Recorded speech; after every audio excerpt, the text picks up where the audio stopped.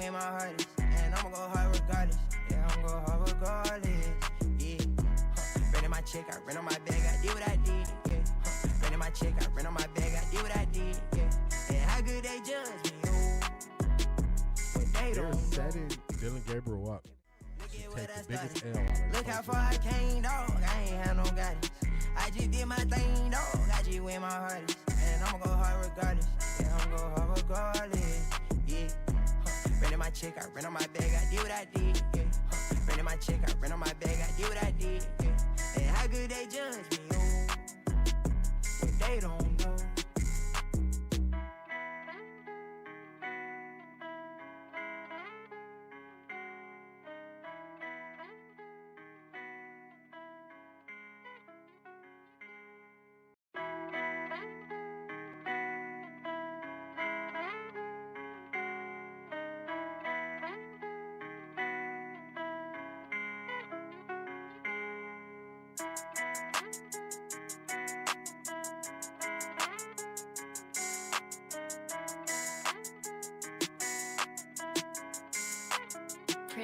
Look at what I did, look at what I started.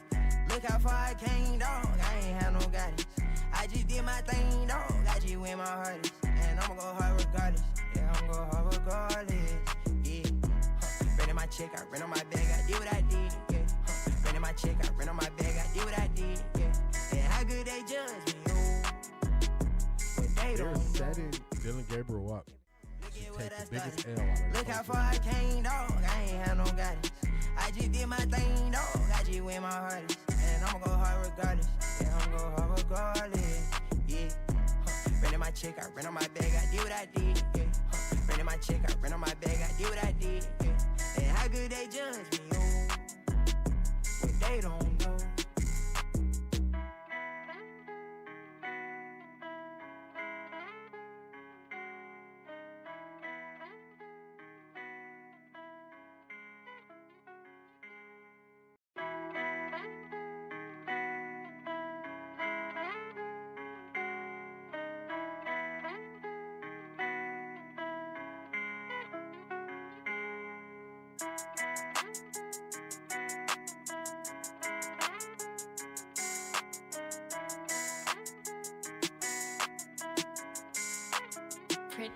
Look at what I did, look at what I started.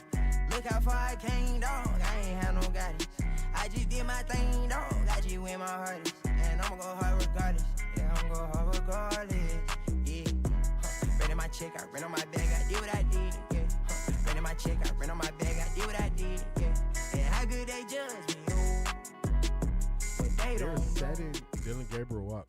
Look at what I The biggest started. L on Look how far I came, dog. I ain't had no guidance.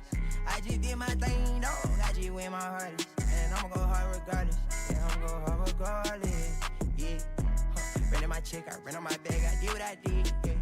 Renting my check, I rent on my bag, I did what I did. Yeah. And how good they judge me, oh. But they don't know.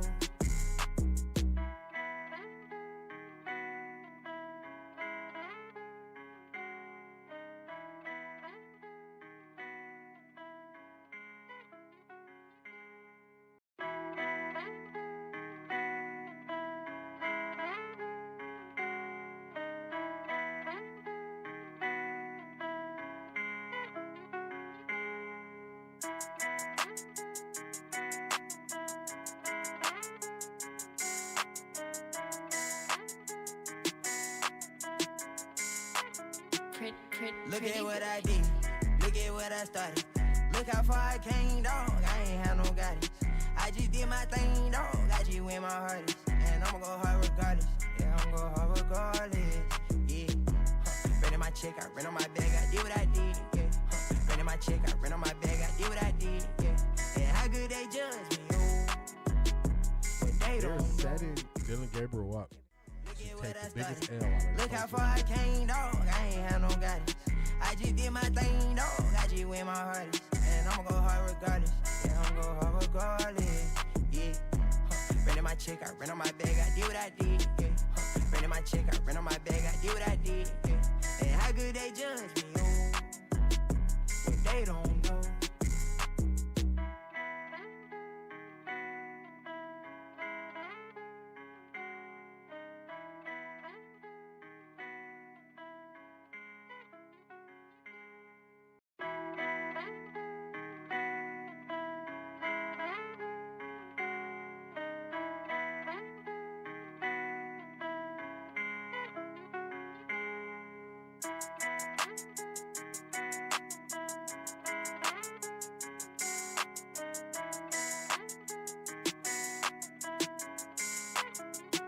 Look at what I did. Look at what I started. Look how far I came, dog. I ain't had no guidance. I just did my thing, dog. I just went my hardest. And I'ma go hard regardless. Yeah, I'ma go hard regardless. Yeah. Ran in my check, I ran on my bag, I did what I did. Yeah. Ran in my check, I ran on my bag, I did what I did. Yeah.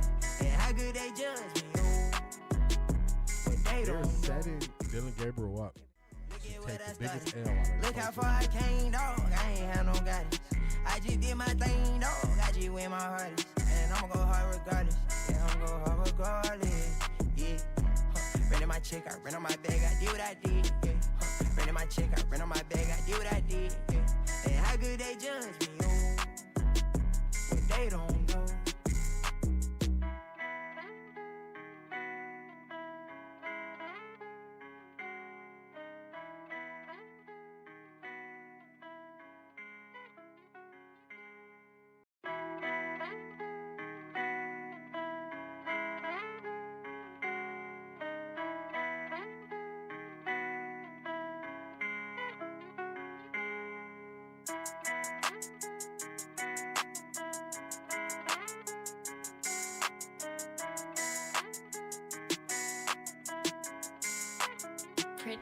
Look at what I did. Look at what I started. Look how far I came, dog. I ain't had no guidance. I just did my thing, dog. I just went my hardest. And I'ma go hard regardless. Yeah, I'ma go hard regardless. Yeah. Ran in my check, I ran on my bag, I did what I did. Yeah.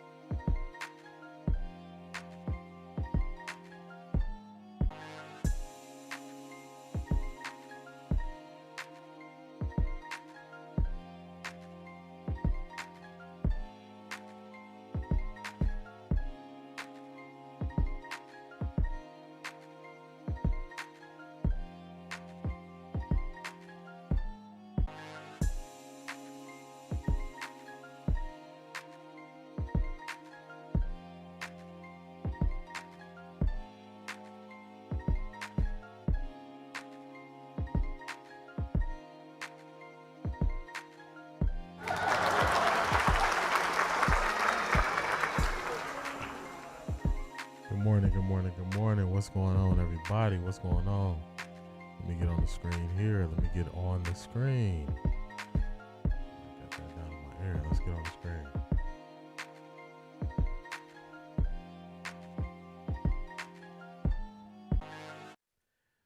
What's going on? What's going on? Doing my little sound check, making sure we're good. All right, we got sound, so let me turn this off and shut this down so I'm not distracted. Let's put that down. How y'all feeling on this Friday? How are y'all feeling on this Friday? I'm feeling really good. I know there's still some, I think most people are past the shock phase of the Myles Garrett trade. I think some are at the acceptance stage. Some might be at the understanding stage. But what I want to do is today I want to break down some of the theories that have been floating online and just explain to everyone in a different way how I'm at a point. I've accepted it. I'm at peace with it. The trade happened. The trade went through. I'm ready to roll forward. Still feel positive about the Browns. My outlook hasn't changed that much. And I'm not saying you have to rush and get there. I'm not even saying you ever have to get there. I'm just saying this is how I got here. So today we're going to go over. I did some digging last night. And did y'all know you can actually pull up the CBA? So I pulled up the CBA that players and NFL agreed upon in 2020. And I started looking at some of the processes that they have to follow if a new contract is signed, if a contract is voided, if they restructure. I started looking at those processes and those workflows. Then I started looking at how the communication goes through. And I was like, okay, we got some answers here. So we're going to explain that. I was watching something with Randy Moss, Myles Garrett, and Will Anderson going fishing. Then they were talking about who is the toughest persons they went against. And then Myles Garrett talks about Joe Thomas and how basically mentally he lost it before he lost it physically. And I recall I did a reaction to Joe Thomas and Johnny Manziel on a podcast together where when I clipped it, I put the Browns broke Joe Thomas with all the losing. That was a clip I put out. I don't know the time. I put out a lot of content, so I don't know. I can't pinpoint the time, but I went back to the original podcast. We're going to take a look at that. We're going to tie that together with Myles Garrett rookie season, what he went through, and what he was watching Hall of Famer Joe Thomas go through, and what would be his last season in the NFL. Then we're going to compare and contrast Myles Garrett career as a Cleveland Brown, Joe Thomas career as a Cleveland Brown. I just really want to show people what these guys actually went through with playing for the Browns. Then we're going to get to some current Brown stuff. We're going to talk about Jared Verse. We're going to talk about the Todd Father. We got 007, Isaiah Bond.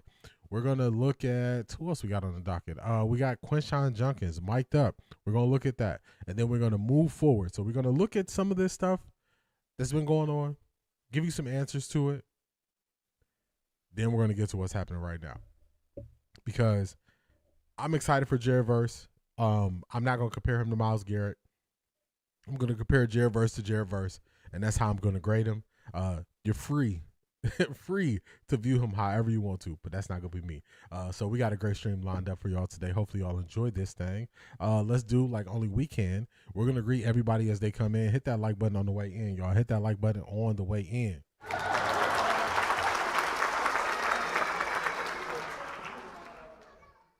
All right, let's go to the top. I believe Craig was the first one in the box. Good morning, D and chat fam. Craig, what's going on? Good morning, man.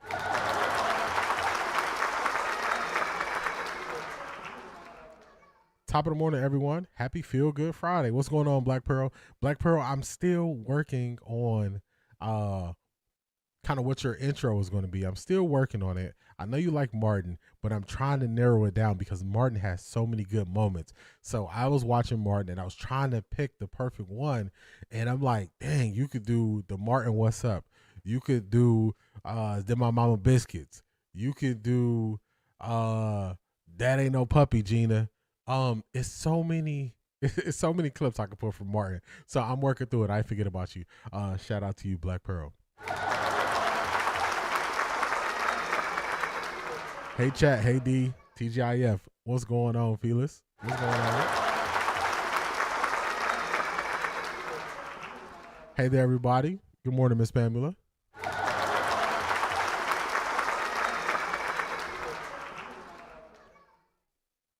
Good morning, D and the Off the Record family. What's going on, Keith Hunt? Jersey in the building. You don't understand. I watched that segment when he was doing that show in New York. I was cracking up the whole time. So shout out to you, Keith Hunt, for using that as your intro. I like that. Bernie Mac, timeless. A.M. Williams, good morning, D in the chat. Have a great weekend. What is going on, A.M. Williams? Good morning. Mofo, what's up, y'all? What's going on, Mofo? Are we ready for another Browns therapy session? Yeah, we're going to get through it. We definitely going to get through it. Black Pearl says, I'm ready right now in my Jimmy Horn verse. Right now. I don't even know how he says now. He says it funny. R Jizzle, what's going on? Good morning. Chat room and Off the Record D. R Jizzle, what's going on, man? What's going on? Jimi Hendrix, good morning and welcome to another day in paradise. What's going on, Jimi Hendrix? Good morning, everyone. Good morning, Miss K. Let's hit that again. Good morning, Miss K.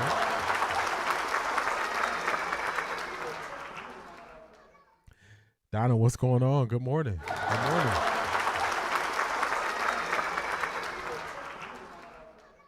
Selmo Fudd. Yo, D, good morning. TGIF. What's going on, Selmo Fudd? Here we go, Brownies. Here we go. Woo, woo. Here we go, Brownies. Here we go. Woo, woo. Here we go, Brownies. Also, Selmo Fudd with 1,000 jewels early.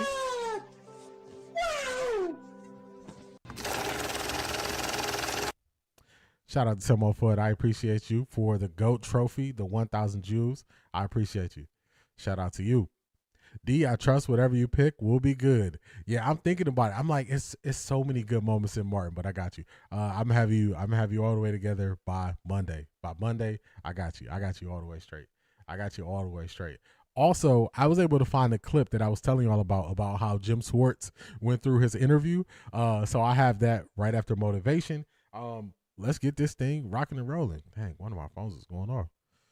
What we got going on? Okay. Yeah, one of my phones going off. That's all right. Stay locked in.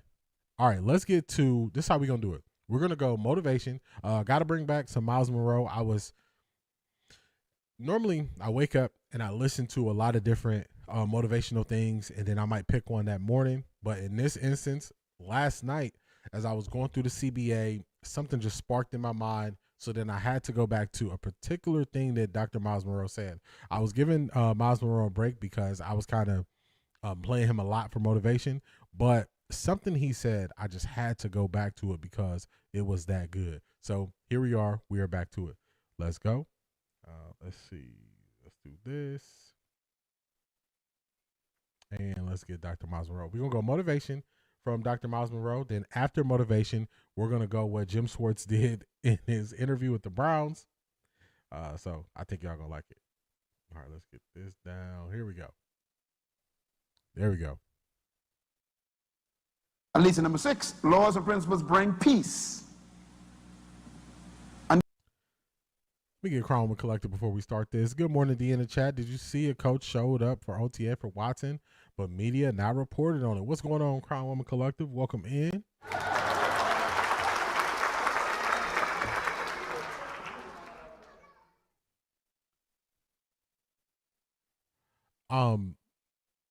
I did see that Dabo Swinney was there.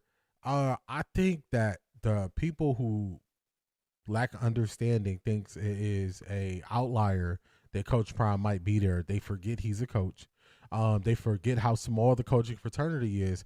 Even during the season, I would play clips from coaching conventions where all different levels of coaches would get together. So it happens way more than people want to believe.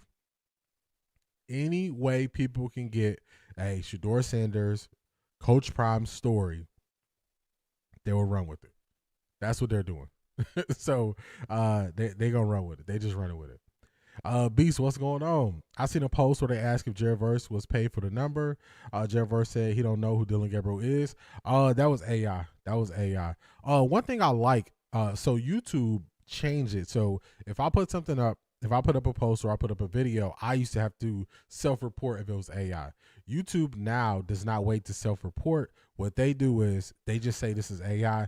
I want to see other platforms take that same approach. I want to see X take that approach. Just stamp it AI. I want to see IG take that approach. I want to see TikTok take that approach. I want across the board, they all take their approach, stamp it AI, because AI is so good. AI is so good, especially when you have a lot of pictures of someone, when you have a lot of different opportunities to use their voice. They can get the voice down really good. So people will misuse AI. People will misuse it. And that is one of those instances where I believe AI was misused, and it should just be stamped and say, this is AI from the beginning. So people know. But I did see some of that. Tika, what's going on? Morning all. Tika, what's going on? I don't think he went to school nowhere. If he went to school, he didn't learn nothing. He didn't learn nothing. Shout out to Tika. Tika, I got some of the videos you posted in the chat on the docket for today. So shout out to you being active over there. I appreciate you.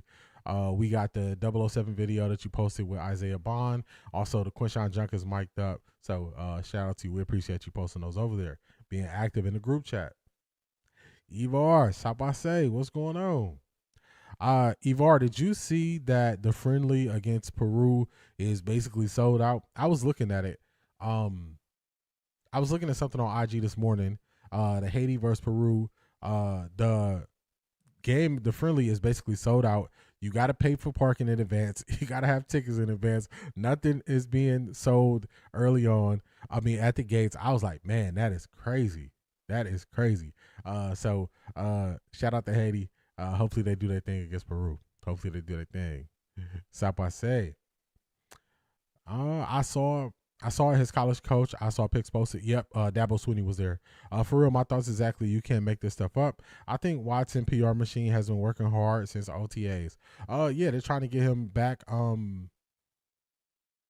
They're trying to restore as much as they can of his image. So they've been out there. They've been out there working. All right, let's go. Let's get this thing going. Yeah, they showing out. They showed out against the Netherlands. What they sold out the. They sold out the, I think it would be called I don't think it's an arena, stadium. I don't know I guess you call it stadium, but they sold that thing out. So they showing up representing. Shout out to all the Zoes. Ça passe. You remember that song? She say konnichiwa, and then he say ça passe in Mabule. That's when I started learning that. That was about 2016, long time ago. Long time. They're definitely showing out. They showing out. All right, let's get to Dr. Myles Monroe. I had to run it back. I thought this was really good, so check it out here. And confidence. When you know the laws, you are confident. Why can I teach in this class with so much confidence? Because I know the laws, and I know what I'm saying is true, because I actually am a result of them. I learned them, tested them, proved them. They work. So I can speak with confidence. These laws work. Laws give you confidence and boldness. Number 8, laws and principles are the enemies of fear. When you know the laws of life and the principles of life, there's no fear in your life.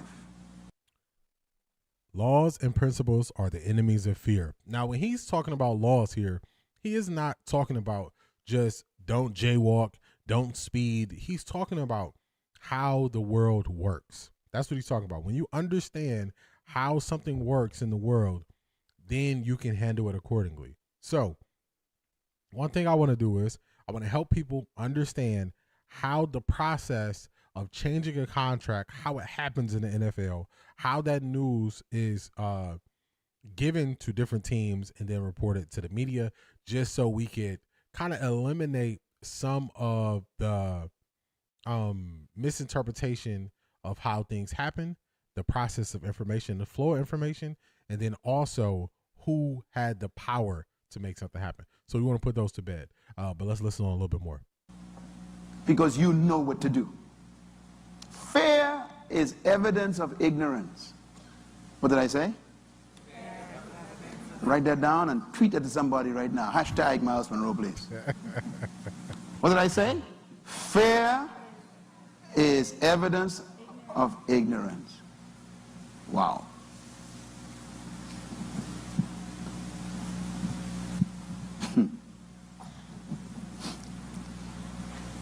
If you know you got $100,000 in the bank and everybody panicking, they ain't got no money, are you gonna panic? Why you not gonna panic? Now you can't see the money, they can't see the money, but how come you're not panicking right next to them? Because you know something, that's all. Knowledge reduces fear. Jesus Christ had no fear of death. Now, I'm going to stop it right there, but I wanted y'all to hear that. Knowledge reduces fear.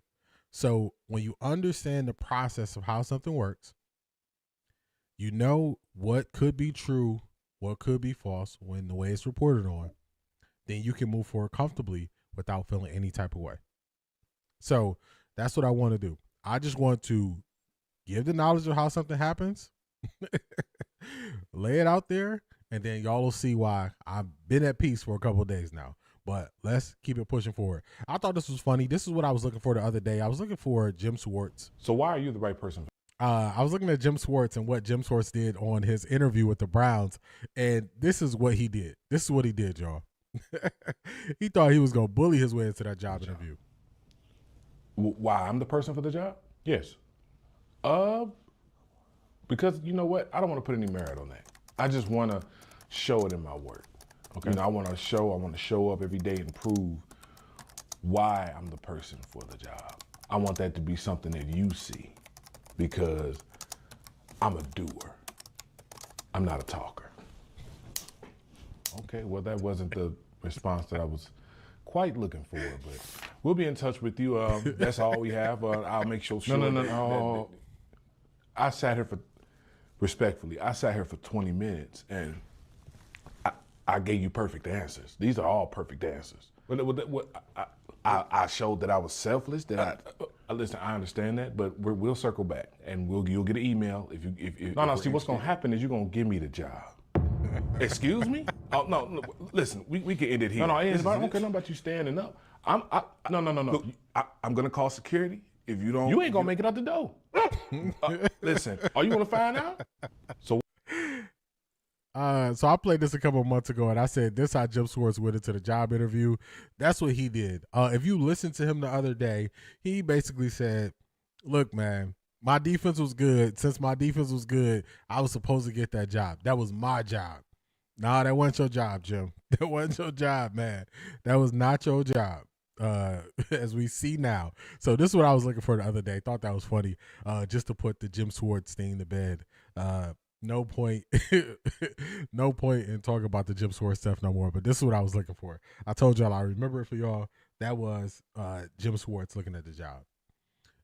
Now let's clean some of this up as we go forward. Now, why would V8 pay a third string QB for the number 8? Make it make sense. That's just how the NFL works. You will always give them something, even if you could just take it. Even if you could just take the number, you would still give them something. Myles Garrett is already practicing in number 95 in LA. There was another player who had that number. Sean McVay said, "Hey, you have to give him some money. It's going to be a conversation and some money." That's just how it goes in the NFL. That's just how they do it. Every person who has a number that star that they bring in wants is not going to be another star. Sometimes it's going to be the kicker. Sometimes it's going to be the punter. So that's just how it goes. They just will pay him. Sometimes it could be a lot. Sometimes it could be a little bit. Sometimes it could be a gift. Deshaun Watson, when he got to the Browns, our middle linebacker had the number 4. Deshaun Watson, before he even got the chance to ask him for the number 4, he just told Deshaun, "Hey, it's yours. This is your number 4. Deshaun Watson in turn bought him a Rolex. He gave Deshaun the number. Deshaun still did something for him. That's just that's how the NFL does it. That's how they do it. That's how they do it. Now, let's get to the Myles Garrett conversation. So, what I try to do is I try not to get up here and speculate too much. I try not to get up here and speculate too much. I try to limit how much I speculate. And the reason why I try to limit that is because I don't have the final say in these decisions. And if you notice, even going back to last year, I really only speculated in 2 games, and it was in Patreon where I wrote something up and said, I believe the Browns can beat the Pittsburgh Steelers, and this is how. I believe they can beat the Cincinnati Bengals. But I don't speculate that much. Now, part of the reason why I don't speculate on YouTube about winning and losing games is because people will take that and they will go bet on it, and I don't work for free for any of these gambling companies. So if, FanDuel, DraftKings, Underdog want to do a partnership, I'm open to talking. But until then, y'all not just going to see me giving picks and doing all that stuff. I'm not going to do it. Another thing, unless it's a clear and obvious contractual reason why something won't happen, you will not hear me stand on it like that because I don't have the full control. So I'm just going to do a little throwback. Let's change this up. Let's go here. Just a little throwback. This is from March the 27th. So March 25th is when Myles Garrett's contract was restructured. This is me speaking on that March the 27th. So I'll just take it back. I didn't realize I got on the same hat. Okay. Let's get it. Trade Myles. Why was he included in the plans for the future? He told us what the plan was for Shedeur. People are just speculating. I'm not saying I don't have control of if Myles Garrett will be traded. I would say this. I don't believe in the next season the Browns will trade Myles Garrett. That's not what I believe. I'm willing to be wrong because I don't have full control over this. I'm not going to speculate on what the Browns are going to do in 2027 and 2028. That's how you end up looking like a fool. You end up looking like a fool when you speculate past on situations when you can't even control them. I don't determine that outcome. So this is me speaking 2 days afterwards. Did I believe Myles Garrett was going to be traded? No. Did I let y'all know that this was not in my control and also I'm willing to be wrong? Yes. So if there are other people out here who led people to believe that it was no way Myles Garrett was going to be traded, then I would just tell you, give those people some pushback and say, hey, what was the reason you sold me or told me he most likely wouldn't have been traded? Because this is the way I try to explain it. I try to explain things in what I think will happen, and I always leave room for error because I don't have control of them. So this is how I spoke on it. So if someone else didn't speak on it this way, I would just say, hey, give them a little pushback. Do y'all remember I said, don't bring somebody else's trash and put it on my porch and expect me to clean it up? This is one of those instances where if someone was speaking as if it was impossible for Myles Garrett to be traded, I would say question them on why they took that approach. That's what I would say. Question them. Just ask them, hey, why did you view it this way? Why did you only see it that way? Why did you believe it was no chance that he could get traded? I would say ask him. So that's the one thing. It's a reason why I speak on stuff like that. It's a reason. Now, the next thing is going to tie into the poll that we have. So let's go ahead and end the poll right now. Let's end the poll. As we're getting those poll results, I'll catch up on the chat real quick. They said DG is going to get $8. I'll give him 50 cents. If I was DG, I would ask for 1 acre of land for jersey number 8. Hey, you can ask for it. Most players that wore 95 are great. I could think of Richard Dent, Lawrence Taylor. Didn't Reggie White wear 95? Yes, Reggie White wore 95 for Green Bay. Here's a $50 DG. Now get back there and throw in the trash cans. Hey, you go $50. Dr. Clyde Marshall, what's going on? Good morning. Morning. Todd sends another message. We have 2 NFL starting quarterbacks. One day it's him, another day it's him. Todd is so positive. I agree. Todd is a real one. I agree. They kept saying because of the no trade clause, somebody lying. Now, a no trade clause means, let's just break down what the no trade clause means. The no trade clause means they cannot just trade you to any team. You have to agree to the trade. So if the Arizona Cardinals wanted to give the Cleveland Browns 5 number 1 overall picks, 5 first-round picks for Myles Garrett, Myles could say, I'm not going to Arizona. The New York Jets could say, here go 3 first-round picks. I'm not going there. So in a sense, Myles had leverage. Let me go back. The Cleveland Browns had all the leverage of Myles Garrett before last season. They still had him under contract for 2 more years. They could franchise tag him, so they collectively had his control for 4 years. When they re-signed him, when they signed him to a contract extension, they gave him a no trade clause. They took the leverage from themselves and handed it to Myles Garrett when they signed that deal. And by giving him a no trade clause, that means we can't just dump you to any team. That does not mean you cannot be traded. That's not what that means. That means you have to approve the team that you are traded to. So a lot of what I said on Wednesday was they did Myles a solid. They did Myles a solid going back to when they took all the leverage and handed him the leverage with the no trade clause. That's when they started to hand him the leverage. They handed him the leverage. Then when they went to trade him, they worked on the deal.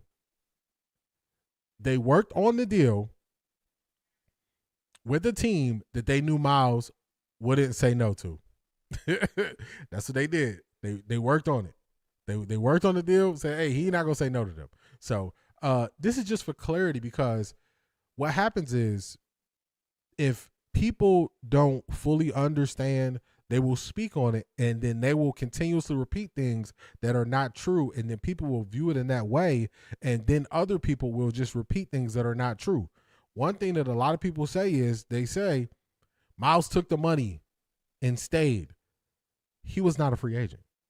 He didn't have a chance to leave last year like people want to believe. He had no control. The Browns would have taken a massive cap hit. He didn't have an opportunity to leave, so that's just false, people who are saying that. So that's how people could believe something would happen different. That's why I say if people said that, they got to explain it to you. Why would you say he could have been traded? Why would you say that? So now let's get to the media portion of it. So 81% say no, they don't believe the media reporting on Myles' contract changed the reason he was traded, was the reason he was traded. 19% say yes. D, I'm still salty about Myles. I'll be all right. You gonna be all right, Cromwell Collective. You gonna be all right. Thanks. Now I understand the no trade clause. Yes, that's what the no trade clause is. That's how the no trade clause works. Those 3 draft picks they got are a valuable asset. Real talk. I agree. They are valuable. I think the most valuable thing is getting Jared Verse, somebody who can come in and play right now. It's hard to sell a fan base on trading for picks, and then the picks, they don't get an opportunity to pan out until next year. You know, we're not going to see him here. So, hey, what's good, fam? Happy Friday. Keith Mathis, what's going on? How you feeling today? How you feeling? 45-47. Now we got Keith Mathis in the building. Keith Mathis, I'm going to ask you a question. Do you have a album from Jagged Edge that you like more between these two? Do you like Heartbreak or Little Thrill more? Let me know if either one of those you like more. My favorite Jagged Edge album is Hard, but I didn't want to go biased with my favorite album. So let me know between those, Key Mathis, which one you like more, Heartbreak and Little Thrill. Heartbreak and Little Thrill. Let me know. The media reports wasn't the reasons, but they did play a part. I think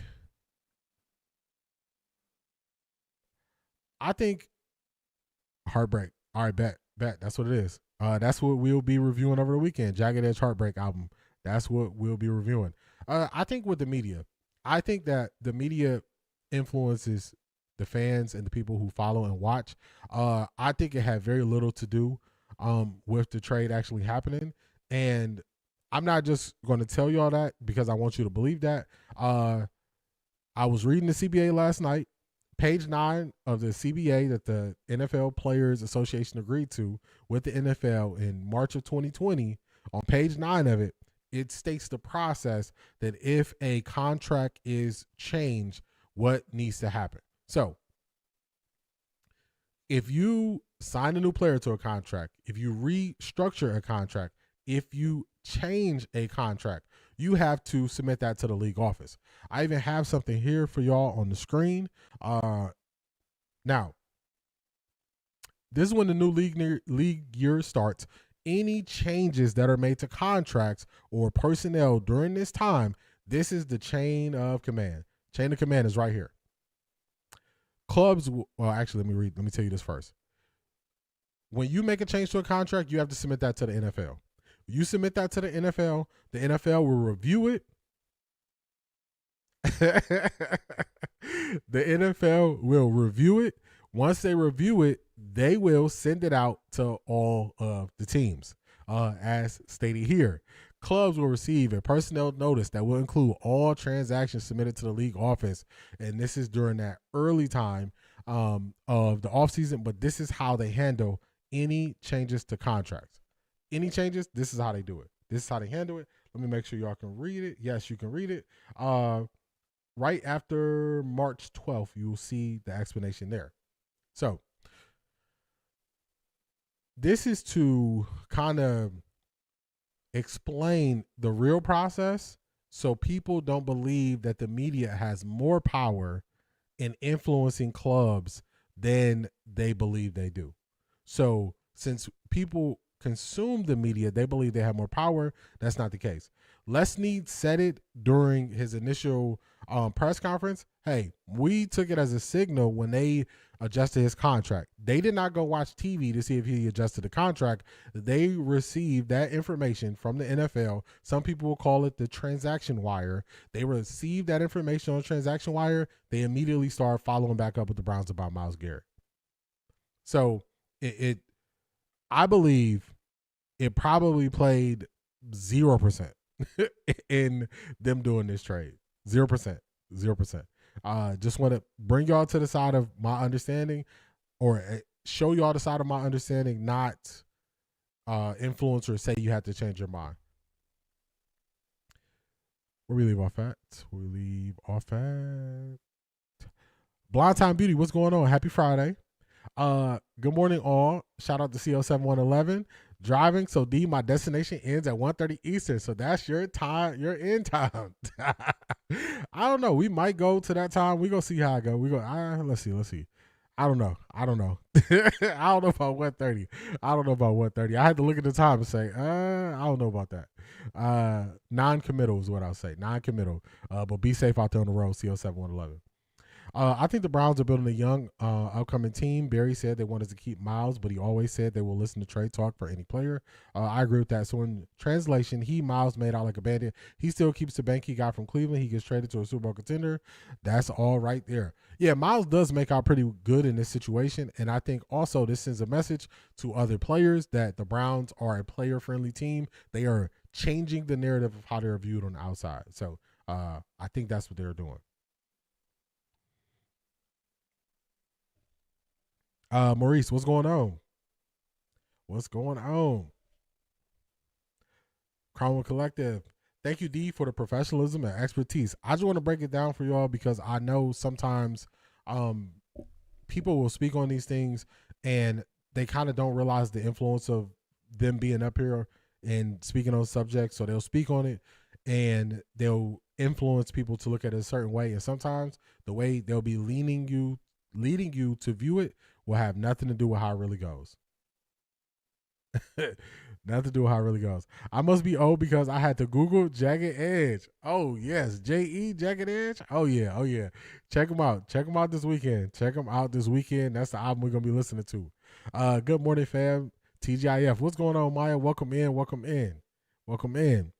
All right, so we went through, for people who are getting here late, we went through the Myles Garrett trade, the CBA, and the process that the NFL handles.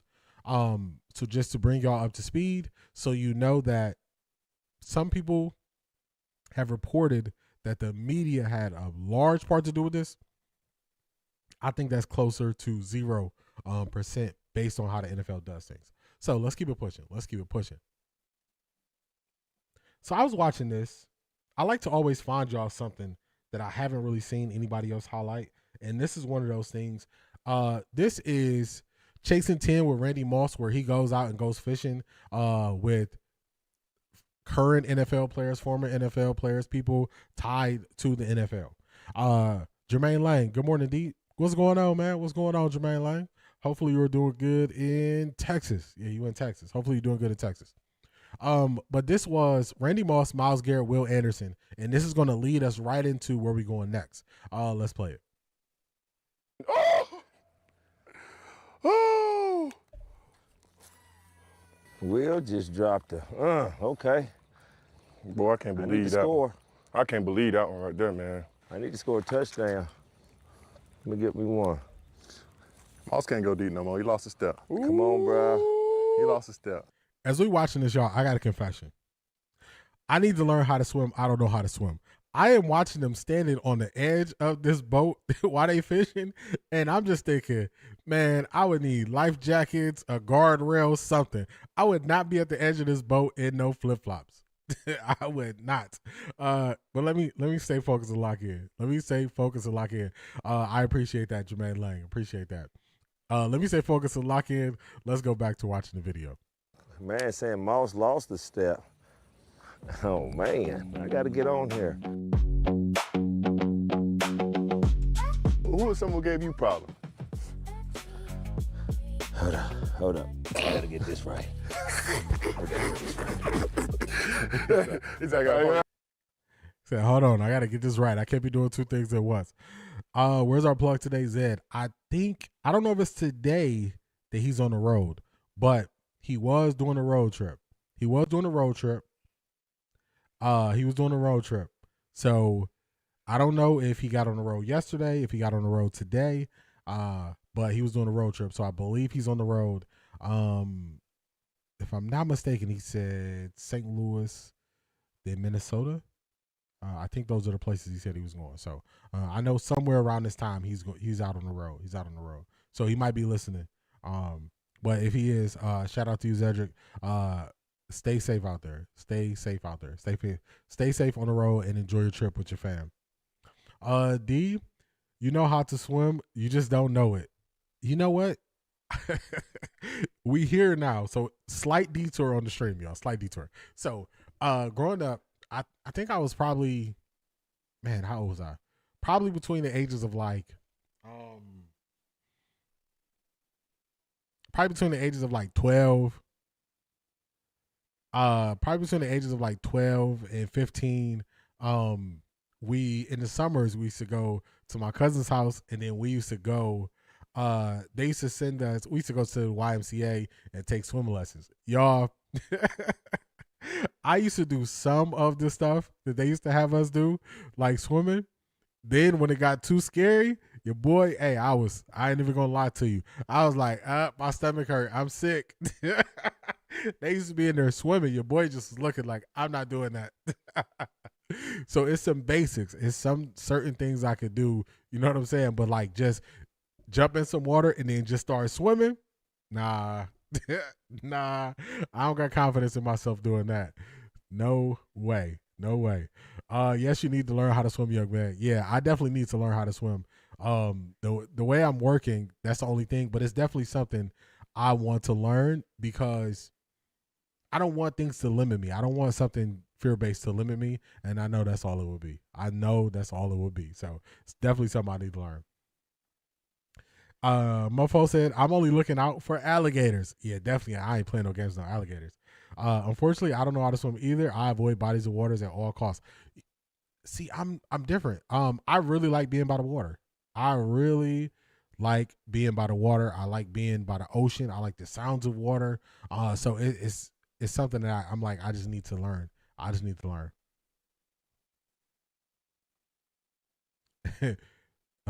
Let's see. The Lord built us to be land animals. I'm fine on land, but I definitely want to learn.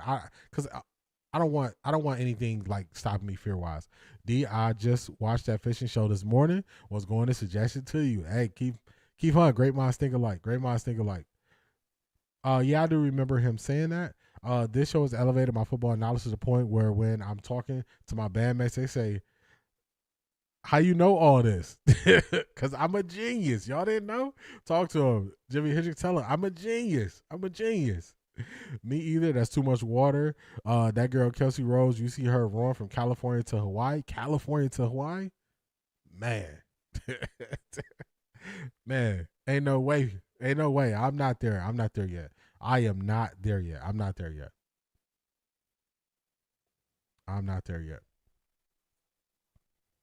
I'm not a swimmer, but I still be in the water like I am.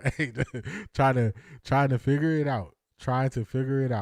I almost drowned at Galveston Beach, 12 years old. Never again. Man, that is a scary sight. That's a traumatic situation. So glad you're still here. Crowdwoman Collective. Herm Edwards says his daughter attends University of Texas and Arch is the real deal. The Browns GM said generational QB needs proven years and he cannot beat out Quinn Ewers. It's all based on his complexion and his last name. I think his last name more than anything. Is his last name. Learn how to swim. Then the next thing on the bucket list is parachuting. I would say my next thing, learning how to swim. Then after that, I want to learn how to fly an airplane. That is high up on my list. Before I get into the other stuff, I want to learn how to fly an airplane. I really do want to learn how to fly an airplane. That is up there.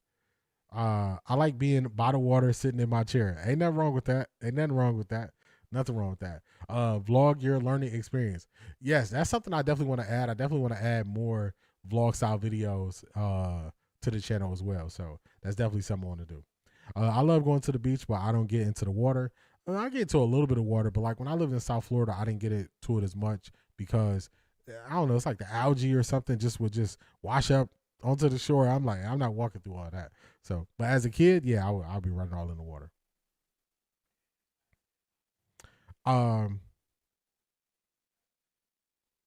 In the womb, we lived in the water for 9 months. Yeah, I definitely need to learn. I definitely need to learn. All right, let's get back to it. I just had to tell y'all that because like I was looking at his foot in flip flops. I was like, nah, man, could it be me? Let's get back to it. I got what you got to tell me, dog? Getting you right. You got a pole for you ready to go right now. Oh shit! I ain't saying nobody can stop you. Derek Spinner, what's going on? Afternoon, everybody. Who's ready for mandatory minicamp? Hashtag NEWCLE. I am. I am. I'm definitely ready for it. I'll tell you that. If you're a rusher, you don't feel like that with anybody. But who be giving you problems? Who you like? I gotta have a solid plan for. Hold on, wait. Y'all see how that boat just tilted? They don't know. Hold on. Let me get William real quick. Oh, I want to go get him a pole. All right, Will, you got the trolling motor? yes, sir. What you gonna do with it? One thing at a time, bro. So now you want to talk about who give you problems? Yeah, I'll start with you, big bro. Who give you problems, dog? Start with me. First person to give me problems in my career is probably David Bakhtiari. My first year, boy, he was all over me. I don't know if I recorded a pressure, like I was out the game. After that, I was pretty good. Last time I felt like I was frustrated with somebody was probably Laramie. Laramie? Big tonsil? I gotta go against him this year. I'm excited about that matchup. I got a ton of respect for him. Let's see, problems. I mean, obviously, there was Joe in practice, being with the Browns. But he know all your moves and all that stuff. Yeah, he see it every day. Well, iron sharpens iron, though, right? Yes, sir. One man sharpens another. I mean, if he didn't get hurt, I don't think he was on the way out. But I just don't think his head was still in it at the end with everything going on. But shoot, he was still cold. Now, as I was listening to this, it really made me it just made me recall listening to Joe Thomas telling the story. And this is one part I think quite a few people were leaving out. When Myles Garrett came into the league that first season was Joe Thomas' last season. So you had basically almost of a passing of the torch between them. And Joe Thomas, he lost it due to losing. And those are his words. So that's how we're going to tie it together. When I got to that point, I said, man, we can't forget what Myles Garrett saw his rookie year. We can't forget it. We had somebody come in here.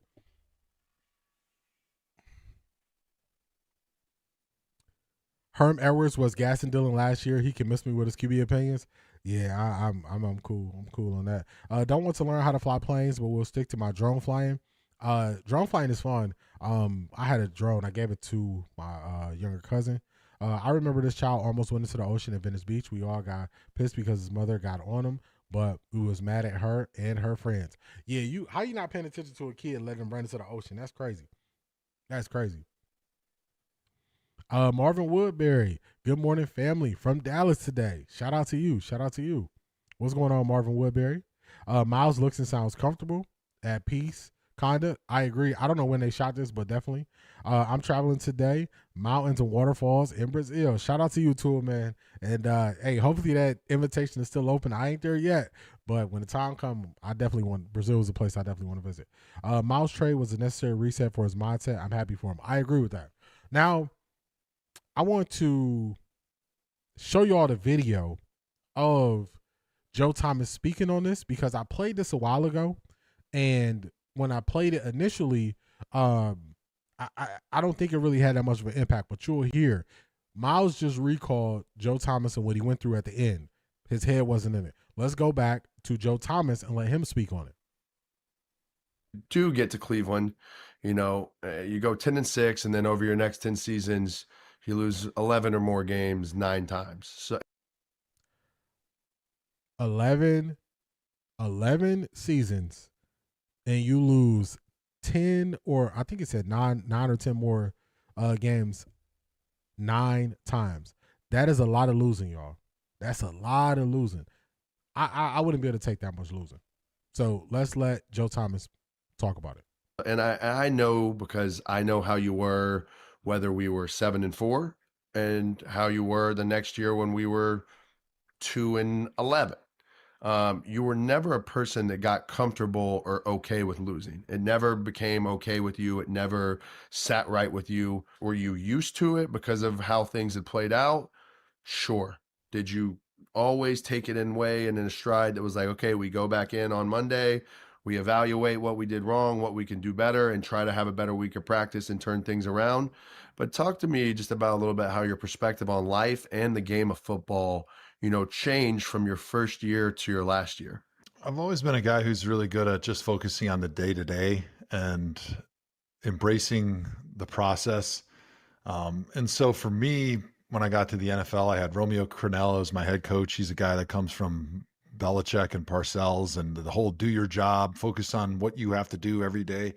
They really beat that into my brain. And so I think having that as a person naturally, and then having a coach that really reinforces it when you're a rookie, when you're in your second year, when you're very willing to accept criticism and you're willing to accept what they say as gospel, like it really helped me deal with a lot of the losing and a lot of the struggles that we had, because I was always just so focused on me being at my best and doing whatever I could to get better every single day, that like in the game, I didn't even look at the scoreboard. Yeah, I knew what our record was, but I was never really worried about that because I knew that it wasn't going to help me, and it was just going to be a distraction from me doing what I needed to do my job, to be the best teammate I possibly could.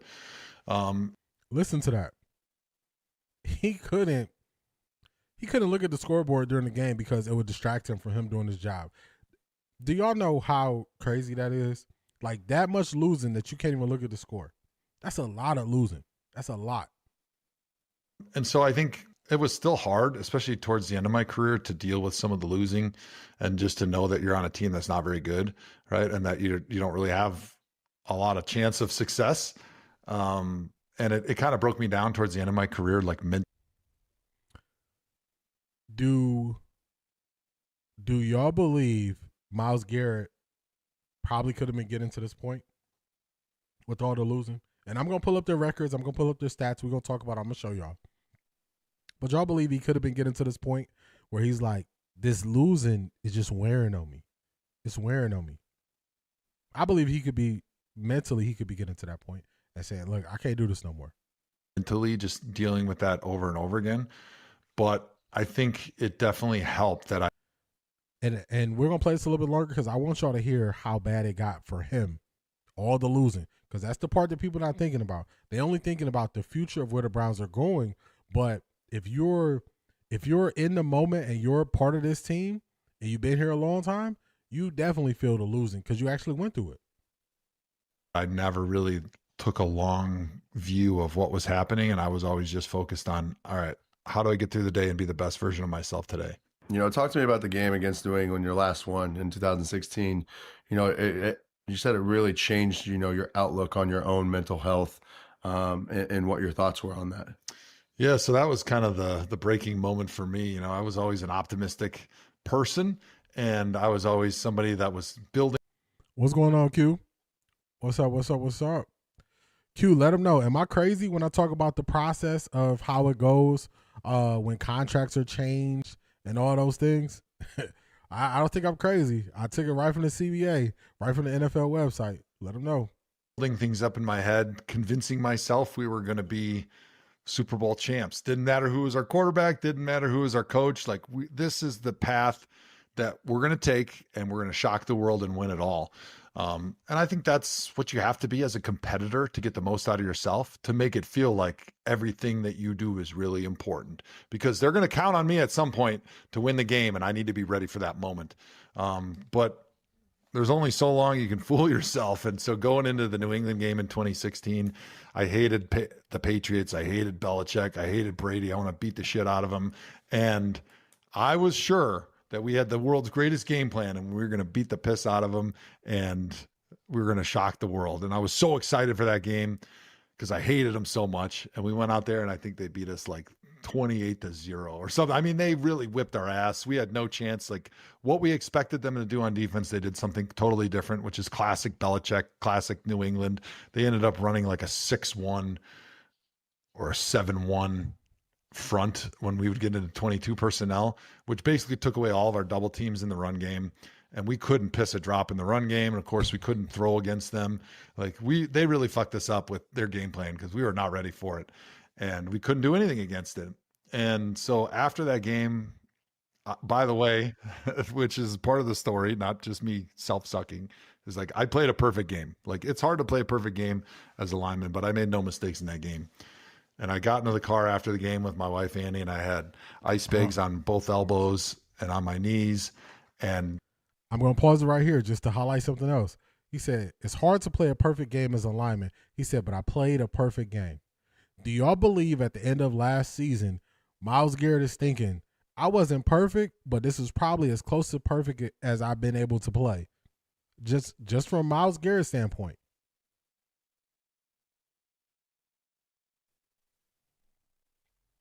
Just from Myles Garrett's standpoint. Do y'all think he was probably feeling similar to how Joe Thomas felt after what he did last season? Buenos dias, D in chat. Brent, what's going on, man?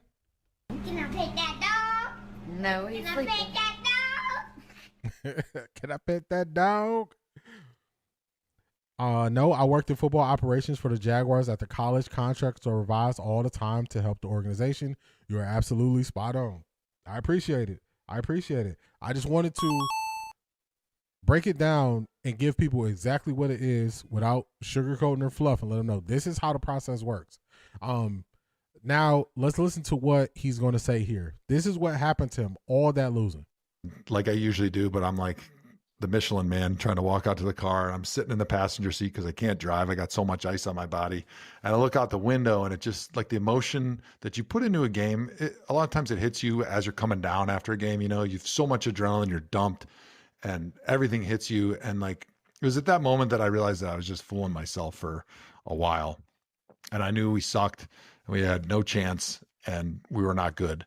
And I was feeling like shit because my body was banged up. And I was looking out the window. I just started crying. And my wife's driving the car down the highway. And she knows not to say anything after a game. Like, she knows better than, hey, how'd you play? Yeah, well, we got our ass kicked.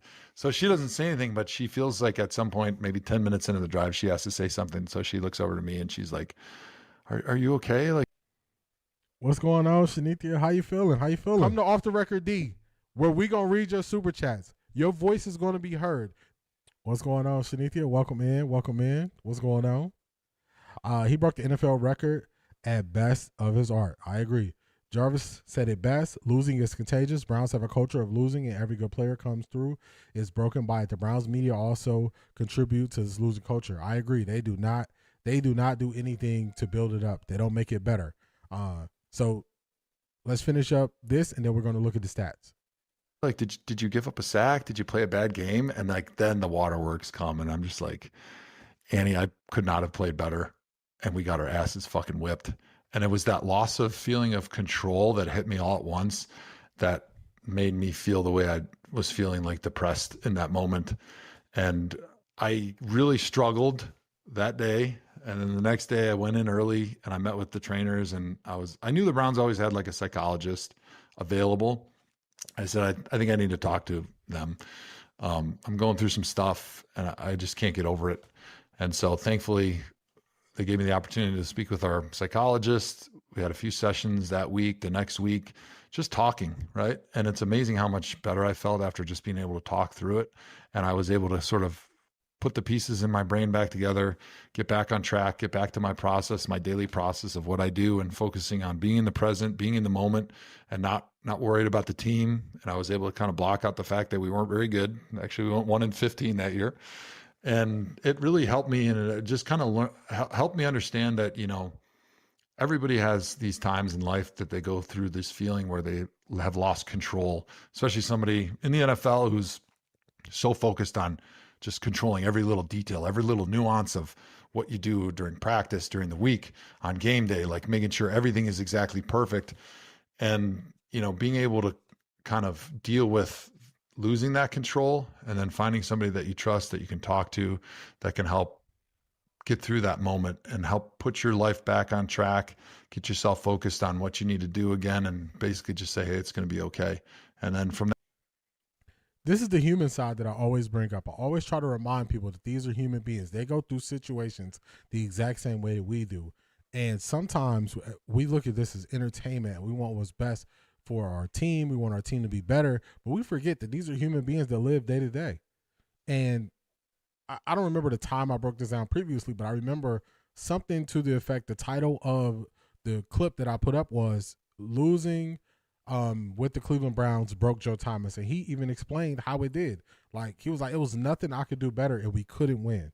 And when I heard Myles Garrett go back to Joe Thomas, his head wasn't in it, I had to remind people, hey, this is what people went through. This is what they actually went through. First ballot Hall of Famer. When y'all hear some of the stuff of his stats, y'all gonna think I'm crazy when I'm saying it because it doesn't even seem real considering what he was fighting through at the end. This is why I feel like Shedeur will end up being the Browns franchise QB, because he is not what they want, meaning the Cleveland media, but it's what the fans of the city need. Some of them just don't know yet. I agree with that. When the Browns got Shedeur in the 5th round, one of the things I said was the Browns are going to kind of stumble their way into a quarterback. I was like, it's not going to be this surefire guy draft number 1 overall, because usually when the Browns have number 1 overall pick, it's not a surefire guy. So I was like, they're going to stumble into a quarterback that's just going to be made of the right stuff, that's going to end up turning the Browns around, and I believe that's Shedeur. I believe that's Shedeur. If they hire me as a Browns media therapist, I'll send the content creators to ATL with Coach Kevin. Hey, go down there. Myles is going to be fine and will be good for him in his career to be in LA. I agree. Mentally challenging. Wow. Woo. This is what I wanted to show people, because I think it's easy to just be upset at Myles, but look at what they go through. Notice how trim these offensive linemen get once they retire. Yeah, a lot of them, they slim up a lot because a lot of them are eating so much and taking in so much just so they can maintain that weight. The Brown psychologist must be the highest paid person on the staff. Losing takes a toll on everyone. They got to be up there. Man, I feel bad for the way we wasted Joe Thomas. We did. The factory of sadness. Yes. Definitely hit that like button, y'all. Oh man, this is sad. I'm only playing this to show y'all the human side so y'all can see what these guys go through. And sometimes we can not think about the human side of it, just looking for the entertainment. And you can't miss that. Donnie King's tapping in from the Netherlands. What's going on? So now let me pull something up.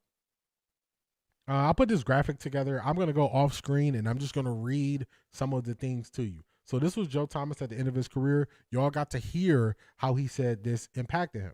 Now let's go to his career. So Joe Thomas played 10,363 consecutive offensive snaps. That's consecutive. I believe it's 167 consecutive games, if I'm not mistaken. Pro Bowl in each of his first 10 seasons. He was named a first team All-Pro 6 times and a second team All-Pro twice. 8 All-Pros, 10 Pro Bowls. These are the records. This is the losing he went through. 2007, 10-6. 2008, 4-12. 2009, 5-11. 2010, 5-11. 2011, 4-12. 2012, 5-11. 2013, 4-12. 2014, 7-9. 2015, 3-13. 2016, 1-15. 2017, 0-16. That's what he went through. That's what got him to this point. Myles Garrett, 125.5 career sacks in the Browns uniform. 2025, breaking the NFL season single season sack record. Named NFL Defensive Player of the Year multiple times. Earned 5 first team All-Pro honors, 7 Pro Bowl selections as a Cleveland Brown. 2017, 0-16. 2018, 7-8-1. 2019, 6-10. 2020, 11-5. 2021, 8-9. 2022, 7-10. 2023, 11-6. 2024, 3-13. 2025, 5-12. Now, when you listen to how Joe Thomas explains what the losing did to him, can we look at Myles Garrett and say he potentially could have been feeling some of the similar things as Joe Thomas, considering all the losing he's been through, how much he says he wants to win? He was on the podcast with Micah Parsons. I think it was some point in the offseason, I think around the Super Bowl, around the Pro Bowl maybe, and he said he would give up his Defensive Player of the Year for a Super Bowl ring. He wants to win at the highest level. They want to win at the highest level. So I just wanted to tie this all together, because what happens is, if you don't know the history of the Browns, you just say, but it's turning around. It's turning around. Yeah, it's hard to see the light at the end of the tunnel when you went through this amount of losing. So I don't fault Myles. If somebody came to me, if Myles came to me and asked me for advice, I would tell him to leave based on what he's been through. I know it plays something in his mind. And when I got to the end of what I said on Wednesday, I said Myles had to accept the trade. If Myles wanted to stay, he could have blocked the trade. At that point, I'm cool with it, because this is what it does to them. This is what it does to them. So this is what they go through. I lived in LA, and they take for granted Rams fans are not normal LA fans. They're more Orange County fans, but still Dodgers, and winning is contagious there. So true, and all these men have known nothing but winning prior to coming to the Browns. NFL losing is excruciating to these elite athletes. I agree. I think Myles will enjoy being in LA, but I also think he'll regret leaving Cleveland. When things go the way I think they will, with Shedeur getting his chance to really shine, I don't think he's going to regret it. I think it's similar. I think when LeBron wanted to leave Cleveland, a lot of people thought he would regret him leaving Cleveland the first time, and he didn't regret it. He learned in Miami. He went through failure on the biggest stage in front of everybody, and then he won two finals MVPs, two MVPs, gold medal. So I think it's easy to say that he might regret it, but you just look at LeBron. Does he regret it? Or if you had to ask Joe Thomas, does Joe Thomas regret never pushing that button to get out of Cleveland? I mean, maybe publicly he would never say I wanted out or I should have left, but I guarantee you, behind closed doors, him and his friends, he probably thinking, man, I should have probably pushed that button. Fans act like the money makes up for losing, but no one wants to be a perpetual loser. I agree. Shedeur is the best that happens to the Browns. He is to be able to turn something into nothing. That's why his father always put him in the worst situations. Experience can help you learn a lot. And they put their bodies and sometimes lives on the lines each week. So they want to win. I agree. Agreed. And the best part about it is he wants to do it, and he is built for it. I agree with that. Shedeur is definitely built for it. We got right now a damn good team with and without Myles. This team can run, pass, block, defend, blitz. We have some weaknesses, but other teams do too. I agree with that. Don't forget how Shedeur had to pull through in the last game, and he didn't play the whole season, so I definitely get it. Are folks mad at Myles? I think there was a fraction of people who were mad at Myles. I think there were. Never heard of the Browns till Shedeur. Yeah, so some of this stuff is new to people. So if y'all notice, even during the season, I was playing things that happened in the past to show y'all why certain people view things a certain way. Monken is a lesson in leadership, and winning is a cure for losing. I agree with that. Exactly. Coach Brown prepared him for the league. He knew if you get drafted as a top prospect, you go into the worst team, not the best. That's why he always played for the worst colleges. Barry definitely did him a solid. My view doesn't change on that. So you're saying that win-loss record is now what ATL has to look forward to? So Kevin is bringing a losing culture. Oh boy. Yeah, I don't got faith in Kevin. I think I said it in February that the Browns will win more games. The Browns will win more games than the Atlanta Falcons, and a lot of it would be due to leadership. In a perfect world, we meet Rams in the Super Bowl. That would be great. Boogie said that in an interview, they always put Grown in the worst situation. He always was up for the challenge, never complained. I remember we reviewed that interview on this channel. Shedeur is made to deal with it, but I hope they give him the full season to play. Otherwise, it's going to be the same BS. Yeah, I think once you put two quarterbacks to a quarterback competition, you got to say this is our starter for the year. You can't teeter and go back and forth. I've always supported all players making the best decision for themselves. I have a problem with the NFL system. Yeah, the NFL going to be the NFL. It's going to be hard to change that. Myles will love LA. I agree. I agree. Give him the whole season. Let him cook. I agree with that. All right, what we got next? We got the Browns of today. The Browns of today, y'all. Let's get ready to rumble!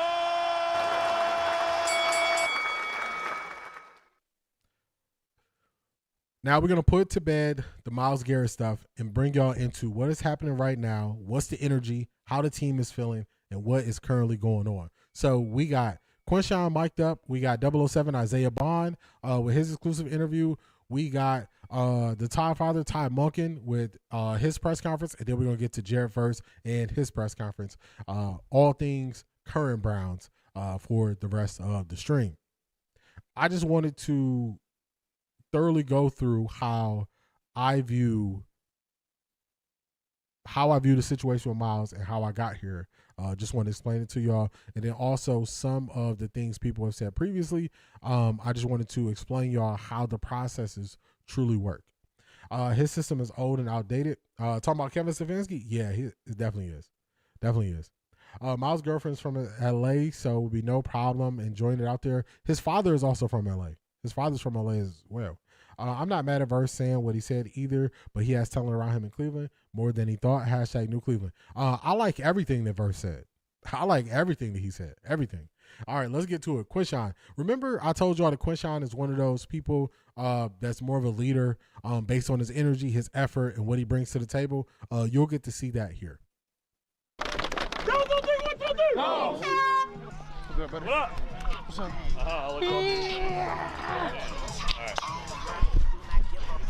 Come on, Browns. Y'all getting me with this music. Kevin Shorts, what's going on? Yeah, I watched the Bond interview. We got the Bond interview coming next. Okay. You got me? We'll get wider? Naturally. He'll get you wider. Ready, set.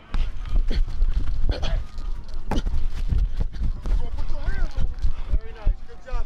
Yes, sir. Ready, cut.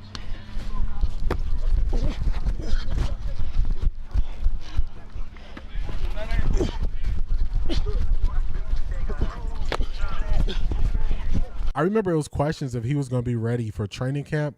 I don't know, maybe it's like age and everything else, but the way that he is bouncing back and the way he looks is amazing. I remember seeing this meme where a person jumped off like the second level and dropped down and they just got up and walked away. And then, you know, we in our age, we take 2 steps the wrong way and our whole body hurt. My whole body hurts. So seeing him look this good, I'm very excited. Very excited. Very excited.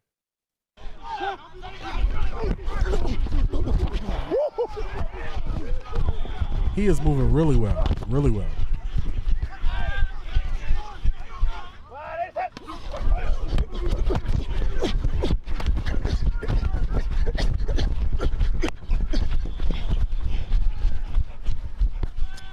Hey, Coach Deuce. Hey, Coach. Yeah. When he's coming like that, that end. All right. I think I was getting straight up. No, he kind of like ran at me. So then. So now if he's running at you, you got to pick a side. So if he's coming at you like this, you cannot go straight up and hit him like this. Yeah. So if I'm coming at you like this, you got to get inside of me and cut me in half. Okay, and then push you that way. Edge and avoid. All right, bet. I'd be thinking inside edge until I absolutely can't when he knifes down in there. All right, bet. Yes. Yeah. Take an edge and avoid. I like that. Y'all hear how both of them are on the same page with their coaching them up, answering this question, explain to him what to do. I love it.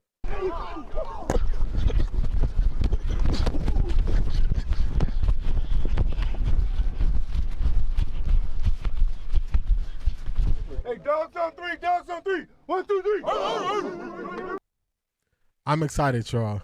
My excitement is not gone. When I'm seeing the little glimpses of the coaches coaching them up, I love it. When I'm seeing these guys, their energy, their effort, I love it, y'all. I love it. I keep saying people sleeping on how good the Browns' run game going to be. I think the run game is definitely going to open up the pass a lot. I'm excited for the run game. I like everything he said, too. He made every word humble, too. Speaking on Jared Verse, I agree. I like him a lot. He's a gym rat, plus he probably good at stretching also. It is his age, and he has maximum bone density that allows this level of performance. Yeah, because he is looking great. He is looking great. So I'm definitely happy to see him back out there moving like this. I like when Q go to the coach and ask for tips, shows he's willing to learn and ask for it when he needs it. I agree. That was a good sign as well. Can't wait to see VA run out the tunnel on his first at-home game day. I can't wait either. Who we play home at first is Carolina Panthers. And then we got those back-to-back. We got back-to-back home games. We got Carolina, then Thursday night against Pittsburgh, if I'm not mistaken. Did you hear what Stephen A. Smith suggested 8? He was so wrong for that. No, I didn't watch anything with Stephen A. Smith. Give me a little summary of what he said. I didn't watch anything with Stephen A. Smith. That's a prime specimen right there. Man, just supreme athlete. Phaedra, what's going on? How you feeling, Phaedra?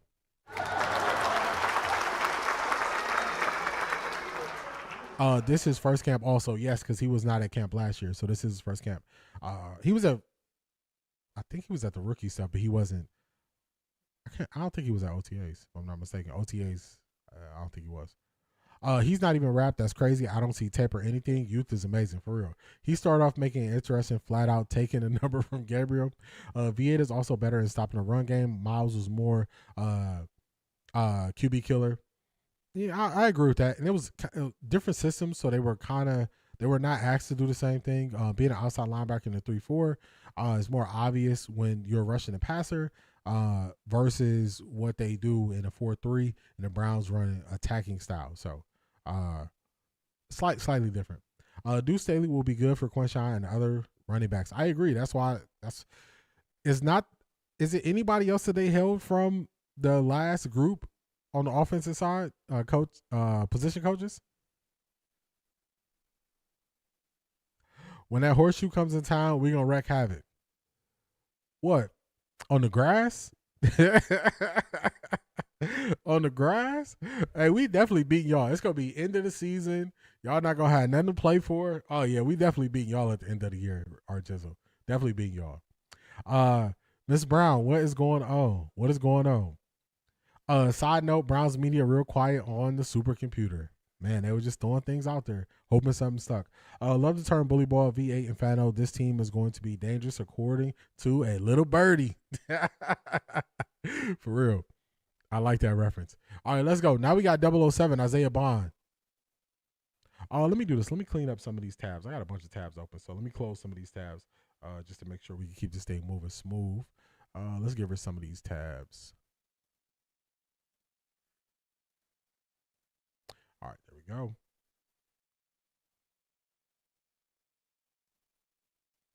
go. 007, Isaiah Bond. Let's go. Now by Brown's second-year wide receiver, Isaiah Bond. And Isaiah, let's start with the number right here. 0's looking good on you. I have said, why not just let you be 007? I mean, they should make it, it's the Bond exception, right? How many people are going to be in the league named Bond? Just let you be 007. Yeah.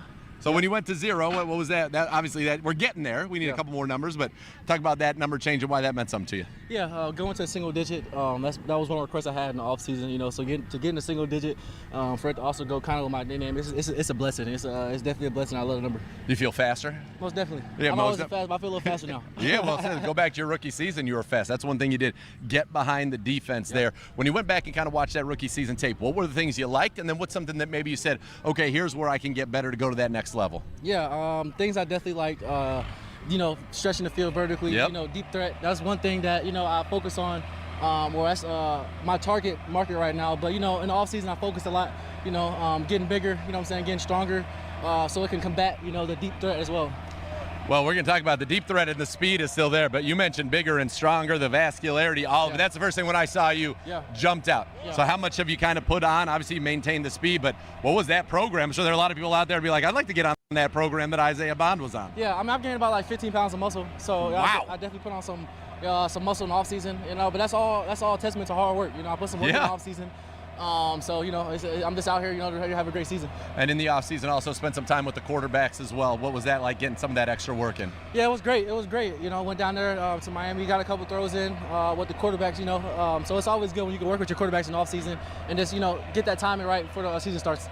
One thing that's hard in the NFL is that there can be changes on an offense, right? And you think about yourself. So you had an offense at Texas. Yep. Then you had last year's offense. Now you have this year's offense. Yes. That's 3 different offenses in 3 years. Most definitely. How have you kind of acclimated to what Todd Monken is asking you to do here on offense, and maybe the language, because that's the biggest thing. Yeah. I'm a quick learner. Also, too, it's my job. So, it's my job to learn the offensive playbook. But, on top of that, I'm a very quick learner, So, just getting the offensive playbooks early, studying long and hard, just like anything that you care about, have you prepared for the day. All right. Him getting bigger is good. Him maintaining his speed is also going to be good because he can make teams shift the defense. So they have to make decisions on which way they want to, tilt the safeties to. So very excited about Isaiah Bond and what he's going to be able to do this year. Wide receiver, tight end coach. Oh, the other coaches they kept. Yes, you are correct, Maurice. Yes, Black Pearl, so disrespectful. They think we forgot. That's why we lost the 49ers game. They were running the ball. In the tight ends game, we couldn't stop the run either. Yeah, I agree with that. We're going to take Shador, Shane, and Bucky's cameras.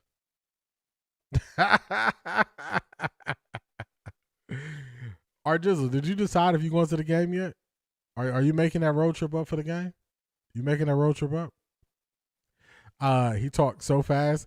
Yeah, I was laughing at that because just living in different places and the speed that people speak. I listen to everything on fast. I thought I might have had it on fast speed, but I didn't. That's just how he talked that fast. Yeah, Isaiah Bond is cool. He's cool. Yeah, he was driving me crazy. 49ers game was winnable if they stopped the run. That game, they run all over us. Yes, that in the Titans game, that was hot. I thought their defense was going to be on shutdown mode. I was wrong. Yeah, he said he gonna be a stick-up kid, but hey, you gonna be at the game? Talk to us, Jizzle. Are you going to the game? You going to that game? I think it's in January, right? Towards the end of the year. That's why Myles left, truth be told. We was coming to knock Shador ass off his chest. I thought you wanted Shador. Since y'all can't have Shador, now y'all trying to take him out. Deep Bond is ready to put up some yards this season. Let's go for 1,000 plus and some deep bonds from Shador. I think it's gonna be hard. I think it's gonna be hard for Bond to get 1,000 yards. I think they're gonna spread the wealth out, and because of that, we might get 1,000 yard receiver, but I don't know if it's gonna be Isaiah Bond. I don't know which one it's gonna be, but I think they're gonna spread the wealth out. I think one will get up there though. Most likely going. All right, bet. Look at pro players, seeing the guys' weight change to get stronger, more fit, better prepared. Not like Shaq or other pros coming in overweight, not ready to play competitive ball. I agree. He's going to stretch the field for sure. I'm talking about Myles. He think he big. Hold on. Oh, you was talking about Myles in that comment. Okay, gotcha. Yeah, we not scared of no Colts. At that point, Daniel Jones might be playing in the cold. Man, we ain't scared of y'all. Let's talk about your room now because it's a new room. We want all that smoke, Jizzle. We want all of the cold smoke. Y'all see what happened last time we played y'all in Indianapolis? Well, we don't got the person who wrecked the game, but y'all saw what happened. Y'all saw. Wait, did we win that game? I think we did win that game. Yeah, we did win that game. And yes. You smiled immediately once I asked you that, but you come. Did we win that game? I got to think about it. I can't remember. Another Barry hit supplemental. Yes. I'm putting my money on IB being the one player with 1,000 yards. Yeah, I'm torn between Isaiah Bond and Denzel Boston. That's what I'm torn between getting 1,000 yards. That's what I'm torn between. Possible 700 to 800 range. Yeah, y'all got spanked. I'm thinking about 2 years ago. Was it 3 years ago? When Myles Garrett blocked the field goal? The last time, you're right, I forgot. That was when Deshaun Watson played like the first 8 plays or something. That he didn't play no more. Y'all won that game. I was thinking about the Myles Garrett, but I think the Myles Garrett game might have been 2 seasons ago. Yeah, I'm right there with you, Black Pearl. I think it'd be between Isaiah Bond and Denzel Boston.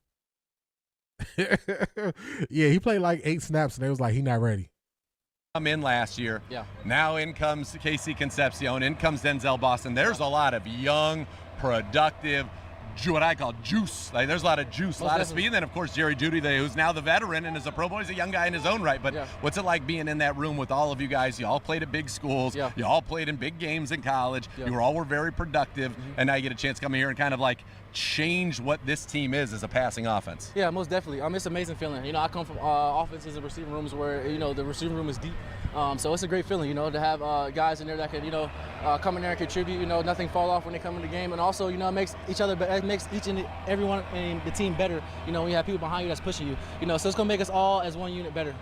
You've gotten a lot of reps with the starters, and I think you're in line for a breakout season. You look great out there. How's the chemistry with Shedeur, which you had last year, and then now getting an opportunity to work with Deshaun? Seems like you guys have been on the same page as well. Yeah, it's been great. Me and Shedeur, we were both came out, college last year, so we have that relationship kind of. And also, Deshaun Watson, I was with him down there in Miami. Yeah. So just building a relationship with both guys. You know what I'm saying? They're both great quarterbacks. All right, today was a day, and we were out here. The defense had a pretty good day, but there were some highlights, and you had the biggest highlight.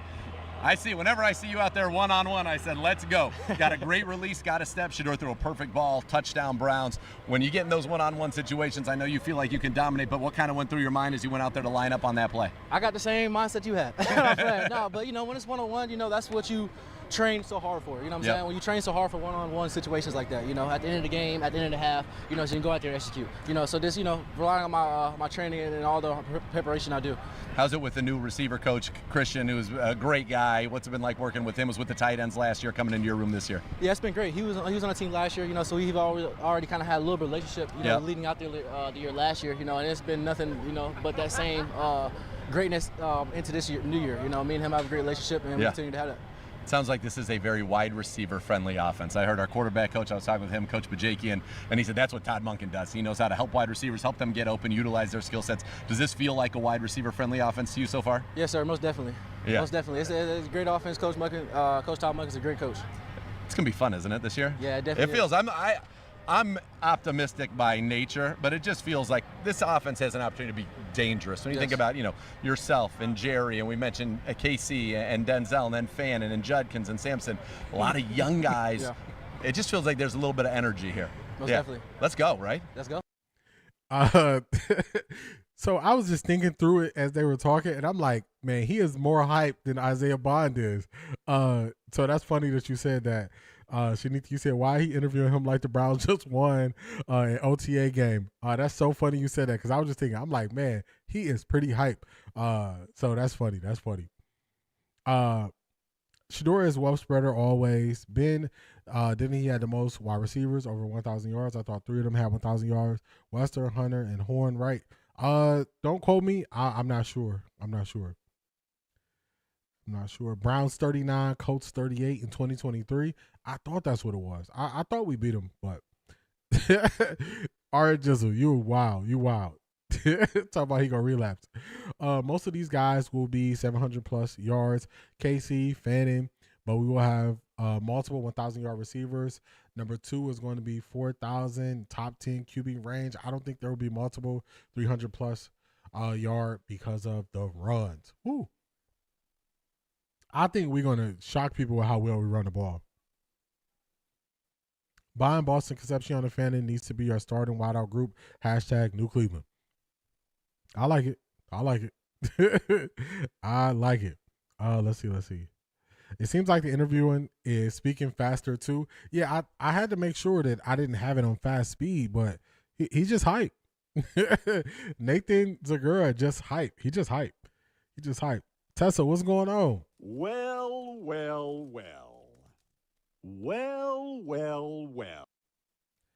What's going on, Tessa?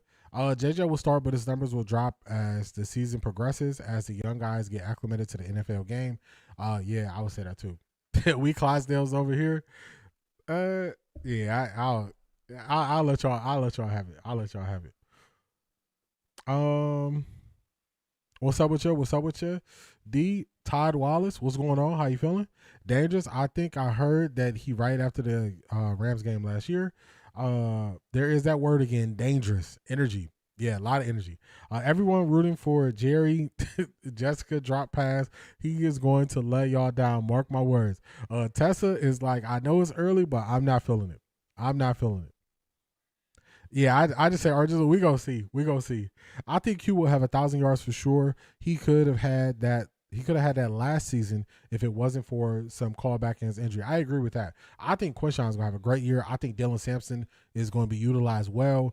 I think Dylan Sampson could be utilized a similar way that they used Keaton Mitchell out in Baltimore before. I think Keaton Mitchell is now in – I think he went to the Chargers. But I think they can use Dylan Sampson in a similar role. So I'm definitely looking forward to our backfield. You ain't taking my cornbread. That life reference. You ain't taking my cornbread. Oh, let's see. We got next. We got the Todd Father. All right, we got the Todd Father. Stick with me, y'all. Give me 1 minute. I'll be right back. Hit the like button. We're going to get to the Todd Father. Then we're going to get to Jared verse. Stick with me. I'll be right back.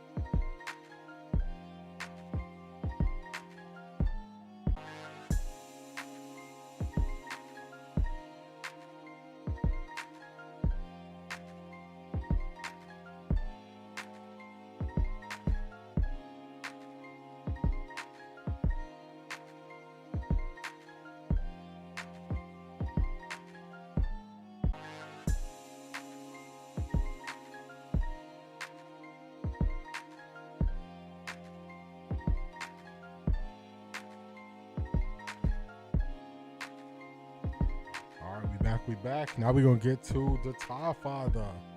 Let's get to the Todd Father.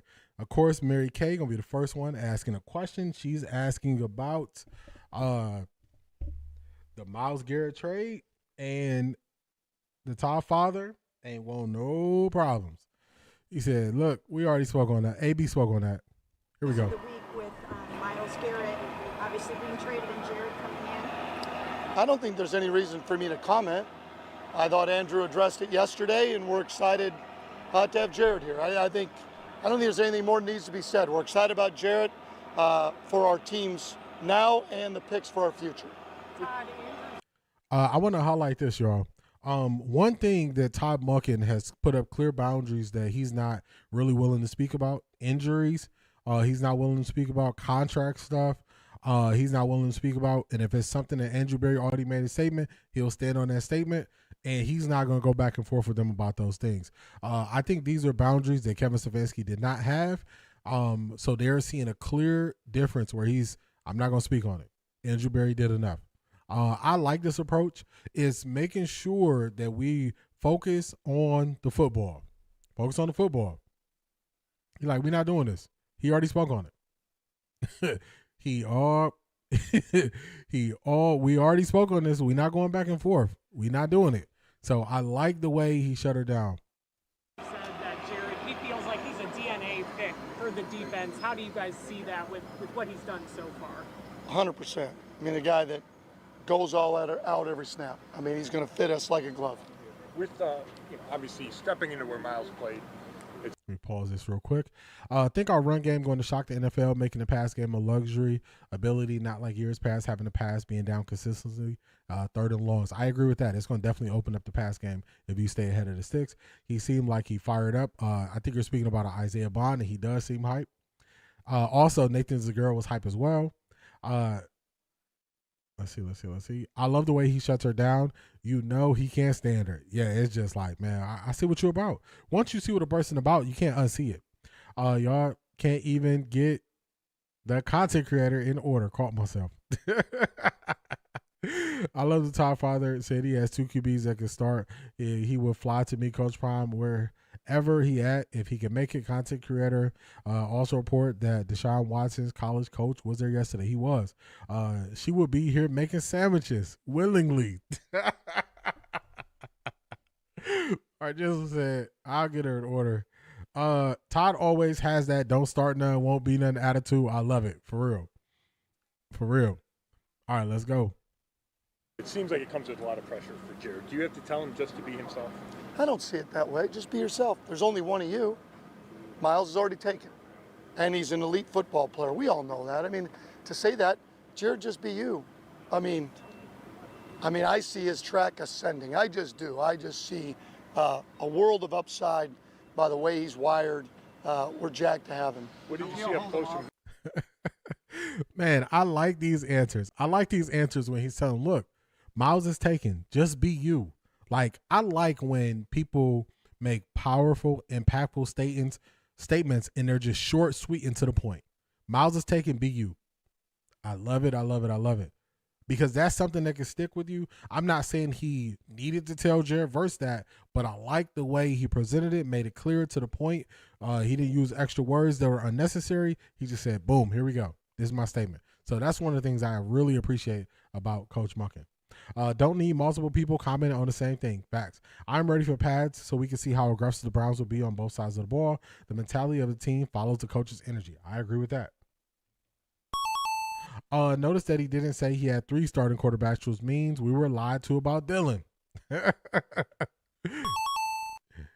That's one of the things that I highlighted. I was like, hey, I'm not listening to the people that told me Dylan was a better QB than Shedeur, and they never watched neither one of them in college.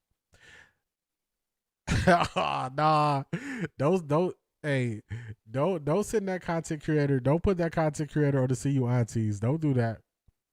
All Browns YouTube posts with the content creator and another lady with a deep voice has comments disabled. You say, I don't need to see it. I don't need to see it. Exactly, but we know what it is. The hate for Coach Prime is real, and they never call him Coach, always first and last name. I think they do that intentionally. You can tell Monken hears all the narratives, and he makes it his business to address it every time he speaks to the microphones. I agree with that. He was letting them know. He was letting them know again in this press conference. That's why we call him the Todd Father. That's why we got the Monken around and find out merch. OffThaRecordDee.com. Shameless plug. Hold him on the team until minicamp? We'll see day to day how he feels. Would love to be able to do that. We got one more tomorrow and little team competition Friday, but whenever he's ready, we're going to let him go. Todd, how familiar were you with Jared in your time in Baltimore, game planning against him? I don't know. We played him last year. Obviously, he was one of those guys where you certainly had a game plan for, and I think he's only going to continue to ascend. Just how beneficial is it that he at least gets to catch a little bit of the offseason work instead of being dropped in between, during that dead time between offseason and training camp? No, it's awesome. You wish you had unlimited time to meet with him and try to catch him up to speed, but just his willingness to get here, be here this morning to get into meetings and be on the practice field says a lot about him. What was his attitude when you had him face to face? Oh, he was jacked. He was fired up. I mean, who doesn't want to be wanted? I mean, we wanted him. I mean, that's the way it is. Just in terms of team pass rush, I mean, do you think maybe you guys will be able to spread it out more and spread the wealth and everybody, all the dogs will eat? It remains to be seen. I mean, we still expect the guys that we have on the roster to continue to develop because we're still a young football team, and Jared just jumps right in there. Do you have to adjust the team in any way after you trade a guy that's been really the face of the franchise for almost a decade? Andrew addressed the team yesterday.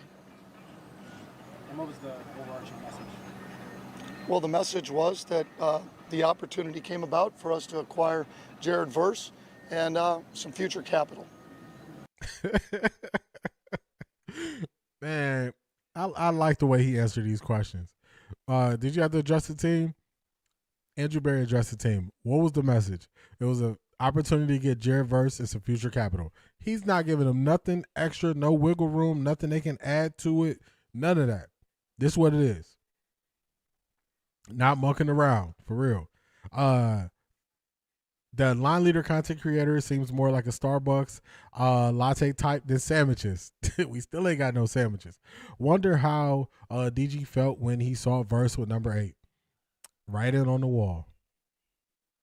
Writing on the wall. D, I noticed they always call the other coaches, but Coach Prime never. They talk like he is a bum to disrespect. Yeah, it's intentional. It's intentional. Same questions over and over. He respects AB. He knows they are lockstep when it comes to questions about former players and coaches. Not falling for the banana in the tailpipe. I agree. He can't stand her. It's so funny. He just sees through it. He sees right through what she's doing. Yes, much respect for Jared being a consummate professional and steward of his craft. Yeah, I'm hype. I'm hype about him. Y'all scared of her? She called to see you Auntie's Twitter figures in her articles. She said that? Oh no, she tripping. She is tripping. Let's do this. Oh my God! Wow!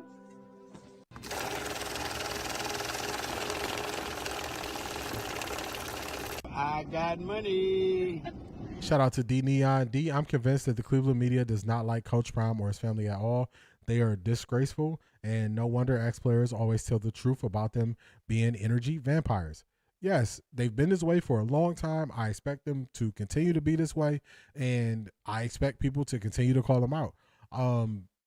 When you report on the game and you don't understand the ins and outs of the game, you don't try to have football conversations, you just continue to do everything around narratives and content and clicks, then people are going to call you out for it. And we are watching a changing of the guard happen where if I can pull up the CBA, the content creators can pull up the CBA. If I can pull up the process of how NFL teams are notified, so can the content creators. So if I'm willing to take that time to do that and they're not, then it shows you that you can't really support. You can do whatever you want to do. I'm not going to tell you ever to not support somebody. But I see why people don't support them. That's a better way to put it. That's a better way to put it. Shout out to Selma Ford coming back with 100 Jews. Oh my God! Wow!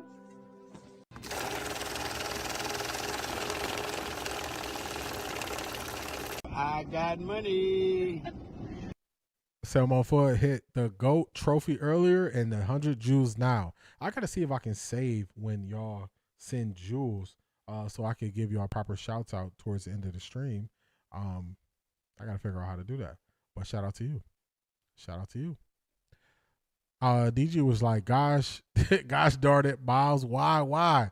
And his fiance was like, everyone wants him to have number 8. Oh, no. Oh, no. I love that they gave away DG's number. I think he gonna get compensated for it.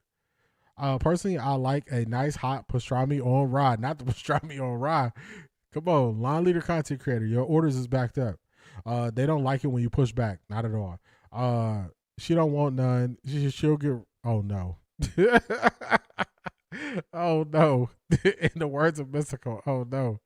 Oh, she doesn't want to see you ITs. They will get her together for real. She may want to direct her attention elsewhere. Don't mess with the ITs, lady.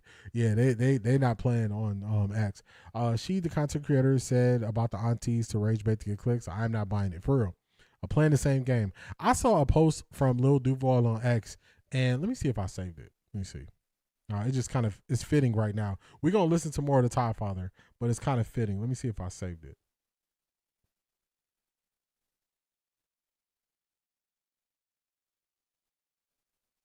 I don't think I saved it, but I'm going to try to find it real quick.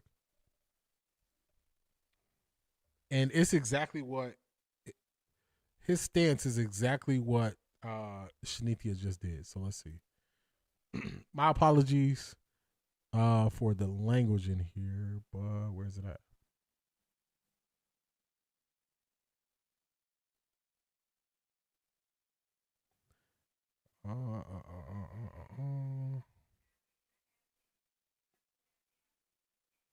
Man, he posted too much for me to find it real quick.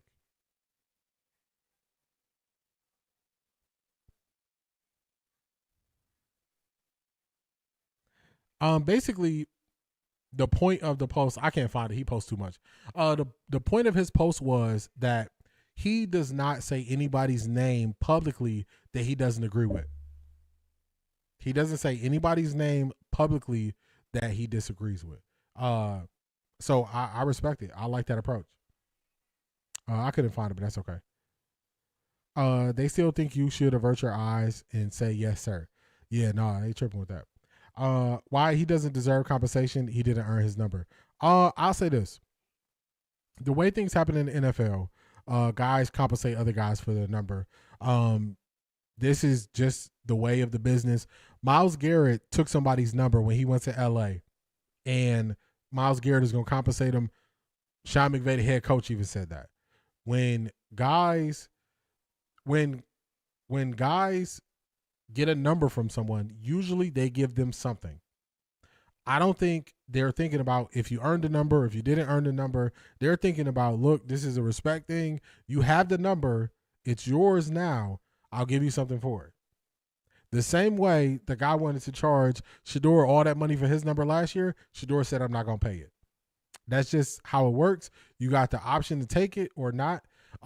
His is kind of less voluntary and kind of seems like it's going to be voluntold to take the money. But I gave the example early in the stream that Deshaun Watson, when he came to the Browns, somebody had number 4. Our middle linebacker had number 4. He didn't even have to negotiate with Deshaun. He just said, I'm going to give you number 4. I'm going to switch my number to number 5. He did that. Deshaun bought him a Rolex. This is a normal thing that happens in the NFL. That's just the way it goes. I didn't create it. I'm just telling you how it goes. So I don't think they're looking at it like, did you earn the number? Did you not earn the number? That's not the way they do it. DeAndre Carter, people could say he didn't earn the number last year, the number 2, but he had it. So that's just the way it goes. Hey, content creator, I'll take a sloppy Joe with some grape Kool-Aid, extra ice. Hashtag New Cleveland. Not extra ice. When moves and changes made this offseason has turned an untalented offense and top-tier defense into a whole new team. One thing is unreasonable from last year, but ready to compete. They got to be ready to compete. Got to be ready to compete. Got to be. All right, let's get back to the Todd Father. Todd, Jared has been labeled as a vocal leader. How important is that to a football team? Well, it's important. It's going to take time, obviously, a new player, but you like guys that have juice. You like guys that are vocal, like guys that like to come out and practice. We've seen it with Quincy. You see it every day. So we're excited. Do you feel as a head coach? All right, let's push forward. Some of these questions don't really matter too much, so let's go about, I think my time. Okay, check my time. My time was here.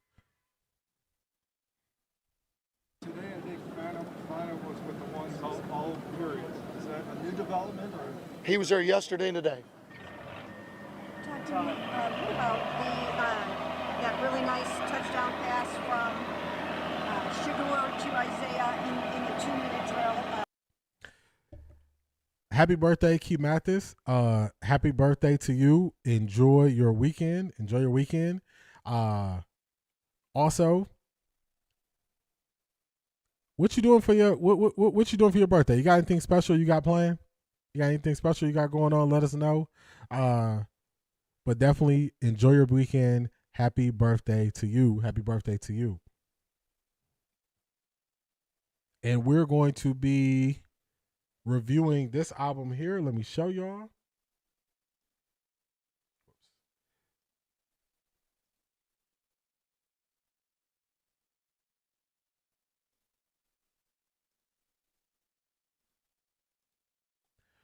This is the Jagged Edge J.E. Heartbreak album that we will be reviewing this weekend.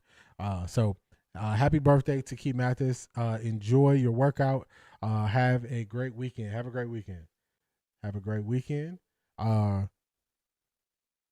a great weekend. Also, if y'all want to send birthday shout outs to Keith Mathis, definitely drop those in the chat as she heads out. Work out for us too. Work out for us too. All right, let's get this back together.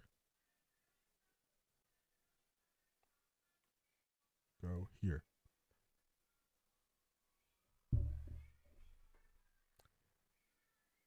Okay, got you. Just Mike. You say he's being sarcastic. All good. All good. Yeah, definitely enjoy yourself. Happy birthday. Happy birthday to you. Yeah, Derek Spinner. So we are looking at albums that I've heard as a kid, and then we are listening to them over the course of a weekend. So Monday's stream, a portion of the stream will be ranking our top 3 songs off of the Jagged Edge Heartbreak album. Top 3 songs off of that. Definitely enjoy yourself. That guy was brought there specifically to keep Shador from getting his number by that former coach. Thank you, everyone. I don't know if he was brought there specifically to do that. The Cleveland Browns have tried to sign kick and punt returners every year for about 4 or 5 years. Guys kept getting injured. I'll say that. And then also, they get their numbers so early. I don't know if it had anything to do with that, but I don't know. Monken makes so many different facial expressions when the content creator opens her mouth. For real, looking all over the place. The Bears are moving to Indiana. The Bears just released a statement saying they're moving to Hammond, Indiana. Wow. Interesting. I'm gonna have to look into that. I'm gonna have to look into that after the stream. All right, let's get back to Todd Father. Well, I mean, it's a piece of the practice, right? It's a piece of the practice. I think Isaiah Bond has come on the last week and a half as a player, and he's still a developmental player. Shador's really come on. I thought he had a really good day today. I thought Deshaun had a good day today. And so I thought both of those guys continue to compete. And you saw today, we've been alternating those guys. You're just not out here every day to see it. It just happened today you were out here and Shador got a lot of the work with the ones. Todd, last week Travis talked about you saw an improvement in the urgency in Shador's footwork. So is that something you identified when you came over? And then how do you go about getting him to improve that? I think some of that was some of the decision making. I think speed up, moving through his progressions. I think the more reps you get, the more comfortable you get in progressing. Before the touchdown pass, not so good. He started to back up in the pocket. Really probably would have been a sack. We let it play out. So again, he's still a young developmental player that I think has come a long, long way. And I think he's got a huge upside. I really do. Off of that, a couple weeks.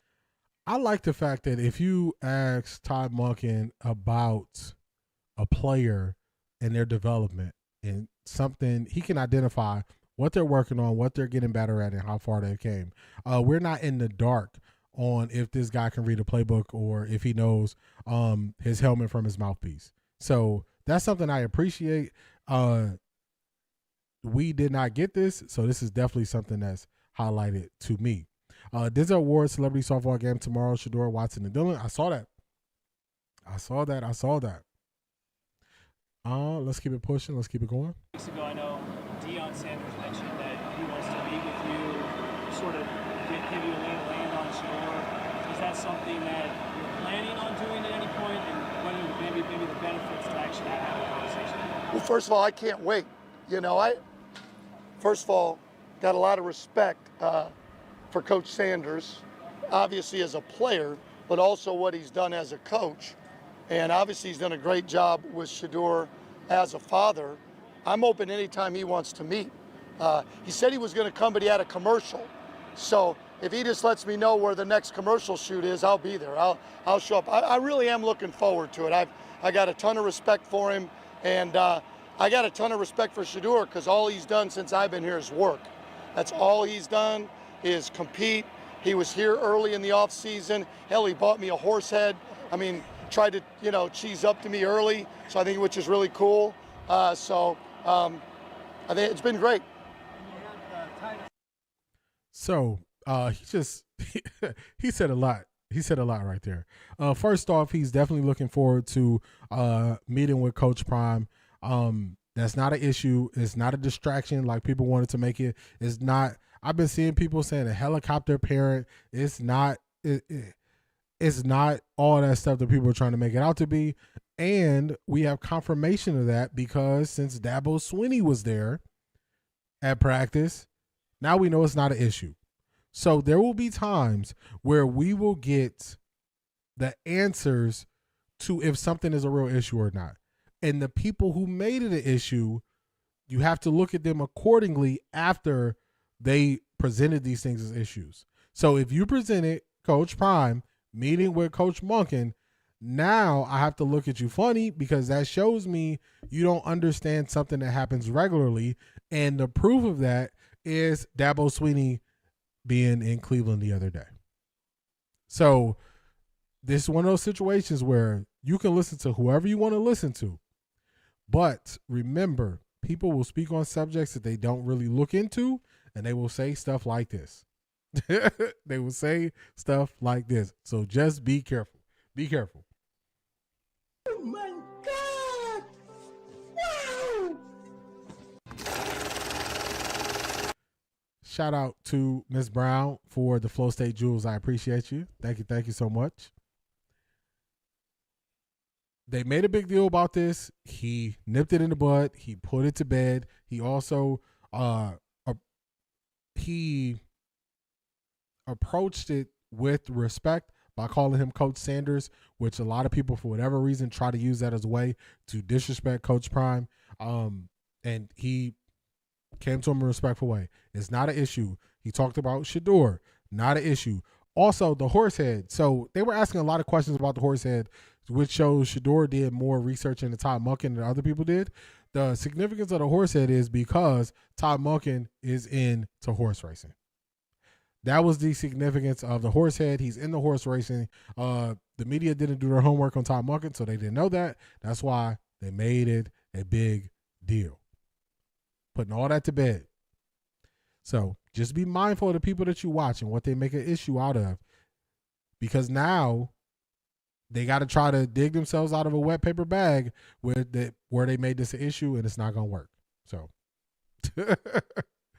So, it's even worse when former players chimed in like it was a problem for Deion to do it.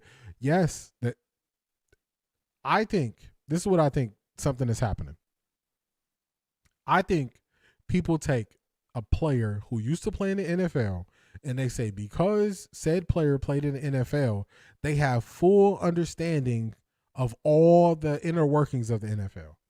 So they say this player performed this way on the field, was in the NFL this amount of time, so people automatically give them respect and that they understand what they're doing.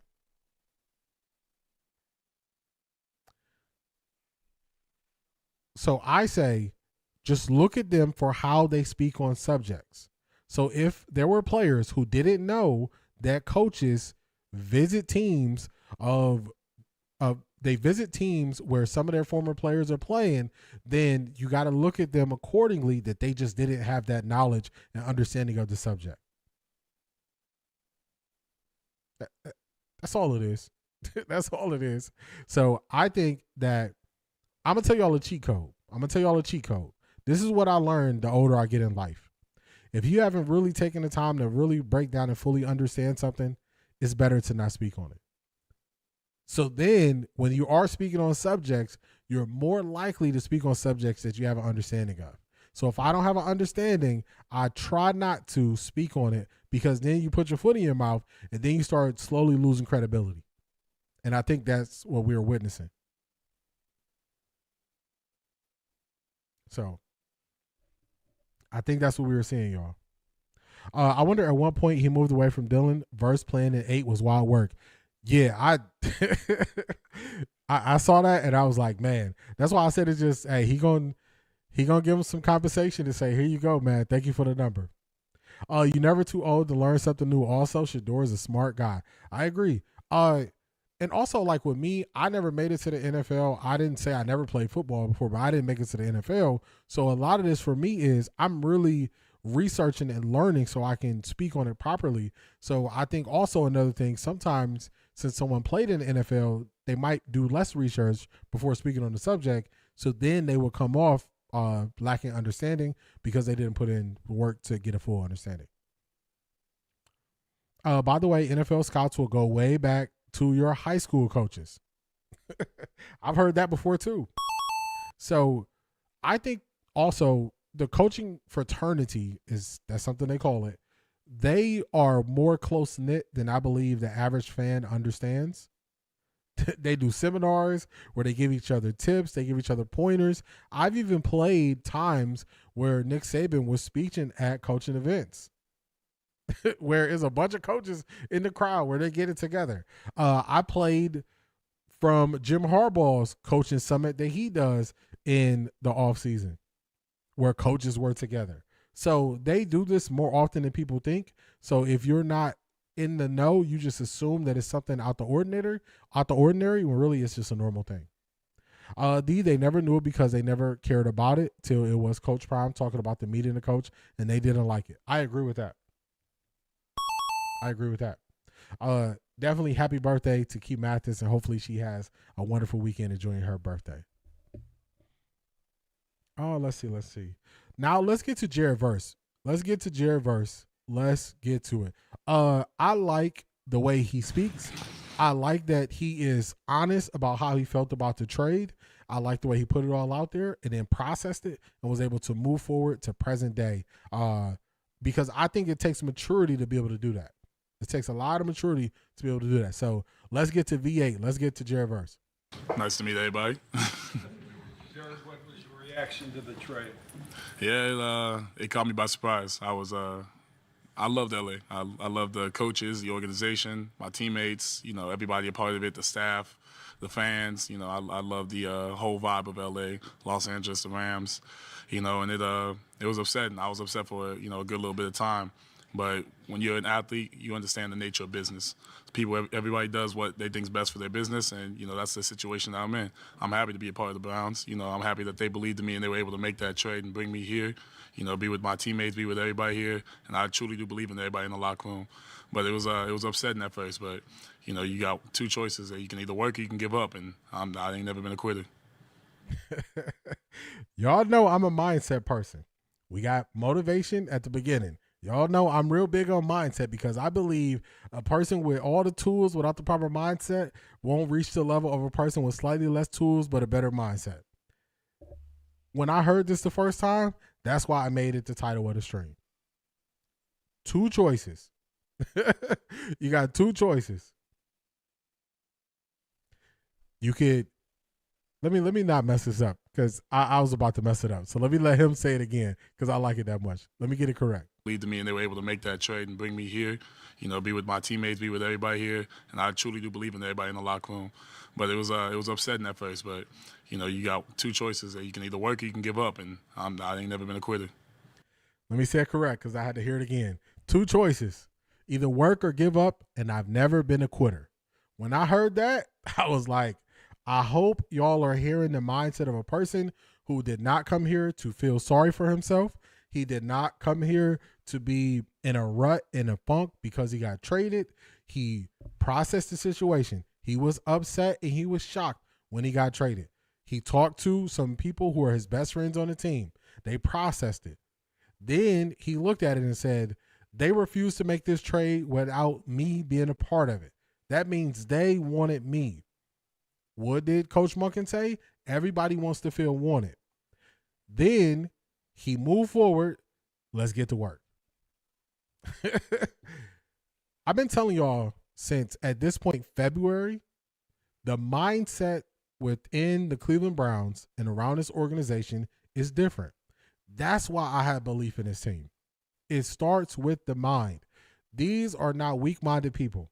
These are not people who just get together. They're just going to go through a season and whatever happens, happens. No, they are going through this season with the intention to win. You hear from the coach. You hear from the coordinators. You hear from the position coaches. You hear from the players. It's seeping through the pores of the organization. Just like the British cycling team that lost for 75 years in a row, they got 1% better daily, and then they start winning a lot. They started with the mindset. The mindset of these guys is the right mindset to turn it around. The right mindset. College coaches always meet up with NFL franchises. It's been around for decades. Also, they come to see and meet up in training camps to see how it works. Also, to learn and prepare the kids for the NFL. I agree with that. And also, sometimes coaches will speak to coaches in other sports on how they do things. I remember the Indiana Pacers head coach. I think it was a Pacers head coach. It was a Pacers head coach, and I remember one of the Lakers head coaches did this, former head coaches. They went to a college team on how they were running the spread offense and the principles of it so they could set up better out-of-bounds plays to set up more spacing with it. So sometimes it can cross sports too. It just doesn't have to be the one sport. So it happens. Love V8's mindset. I agree. He's going to work regardless to where he's at. Love the attitude. I agree. The attitude is catchy. When it's fourth quarter needing to make a play magically happen, belief. That's it. That's it. Marie, what's going on? Happy Friday. How you feeling? Everybody stay on that side when they switched up. You switched up, stay on that side, man. What is going on, Marie? Happy Friday. Welcome in. Welcome in. V8 was a leader in that team in his first season at the Rams. They didn't want to trade him because he was such a leader on that D line. He was the rock of that side of the ball. If you're a leader as a rookie, that says something about you. That means within your first year, you've gained the respect of grown men. I can tell and see he got a subtle mean streak in him. I dig it. I can tell he's very assertive. Yep, just like Spencer Fano. They only hate it because it's Coach Prime. I agree with that. Let's get back to it. Now that you've been here even just for a little bit, you've gone through a practice, you've met some of the guys. Does that help you maybe get your head turned around about this when you see sort of the energy and kind of the juice that's going on out there? Oh, yeah, they're alive out there.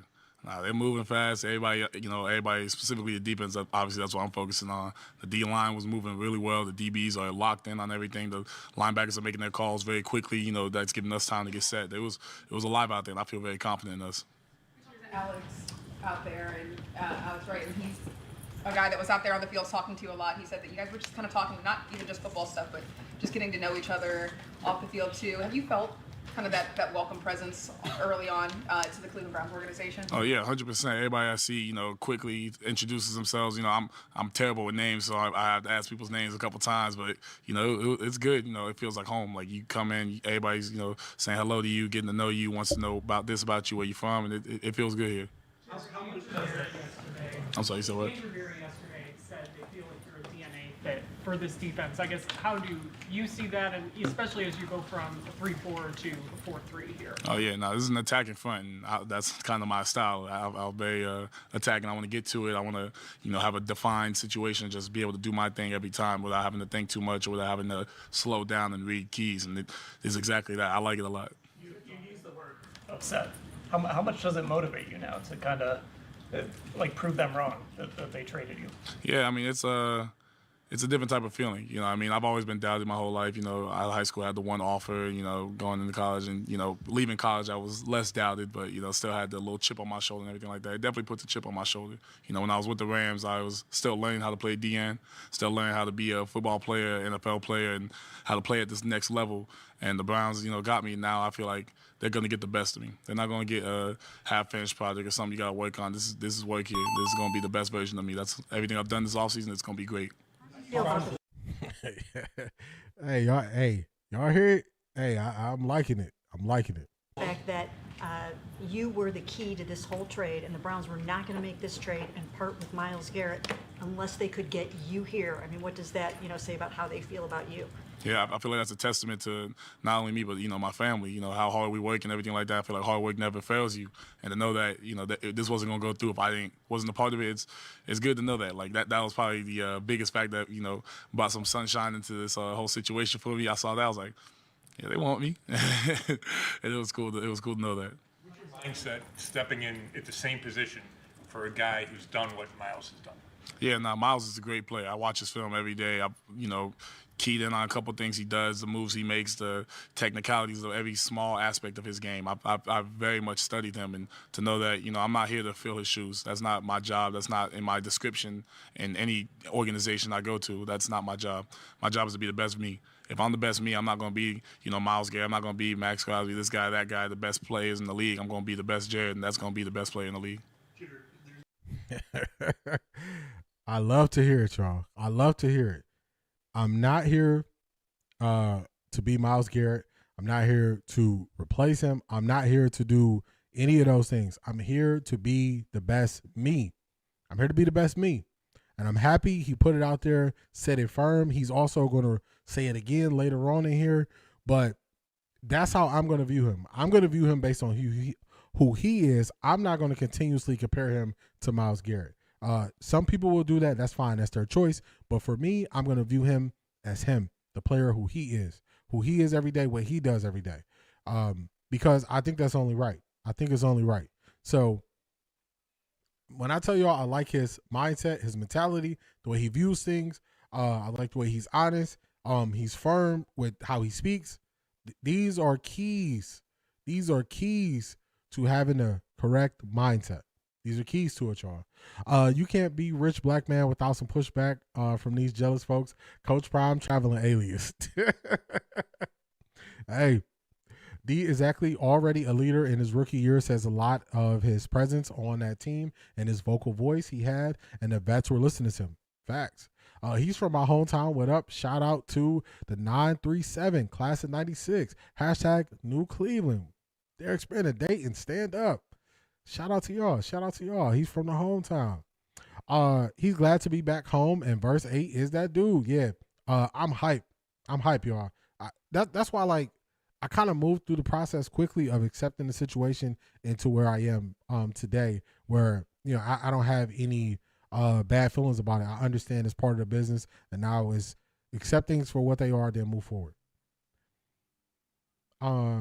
Stephen A. Smith basically told VA to go to Cleveland, play well, make your money, then get the hell out of there because they're a losing team anyway. Shaking my head, nasty work. Receipts. Hey, Stephen A. Smith, you can feel, just remember, y'all, people can feel however they feel. But don't think I ain't going to pull them receipts when the time is right. I think I ain't going to pull them. Feel however you want to feel. Say whatever you want to say. I'm just taking receipts, y'all. Taking receipts, keeping notes. That's all I'm doing. I love his mindset, and we got a real one. Yes. When you listen to this, how can you not be hyped? How can you not be hyped when you hear this? How can you not be hyped? Just be you, verse 8. That's it. Jared verse, just be you. Jared, the best player in the league. Let's go verse to let them know. Be the best player in the league. Yeah, that's his mission. That's what he wants to be. That's what he wants to be. VA said, I'm in here to put my own stamp in Cleveland. Hey, y'all see it? That stamp, hashtag New Cleveland, offtherecordDee.com. Check out the merch. He's talking it. He talks spicy. Let's go. We still should be a top 10 defense. I think we got the opportunity to do that as well, Todd. He is an impact player. Never have too many, and getting him is a W. I agree. Thou shall get sacked. Verse 33:8. Thou shall get sacked. Y'all funny with the verse 8. Wouldn't it be something if the Browns get to the Super Bowl? What the Rams do? Man, that would be crazy. And I'm all for just the opportunity.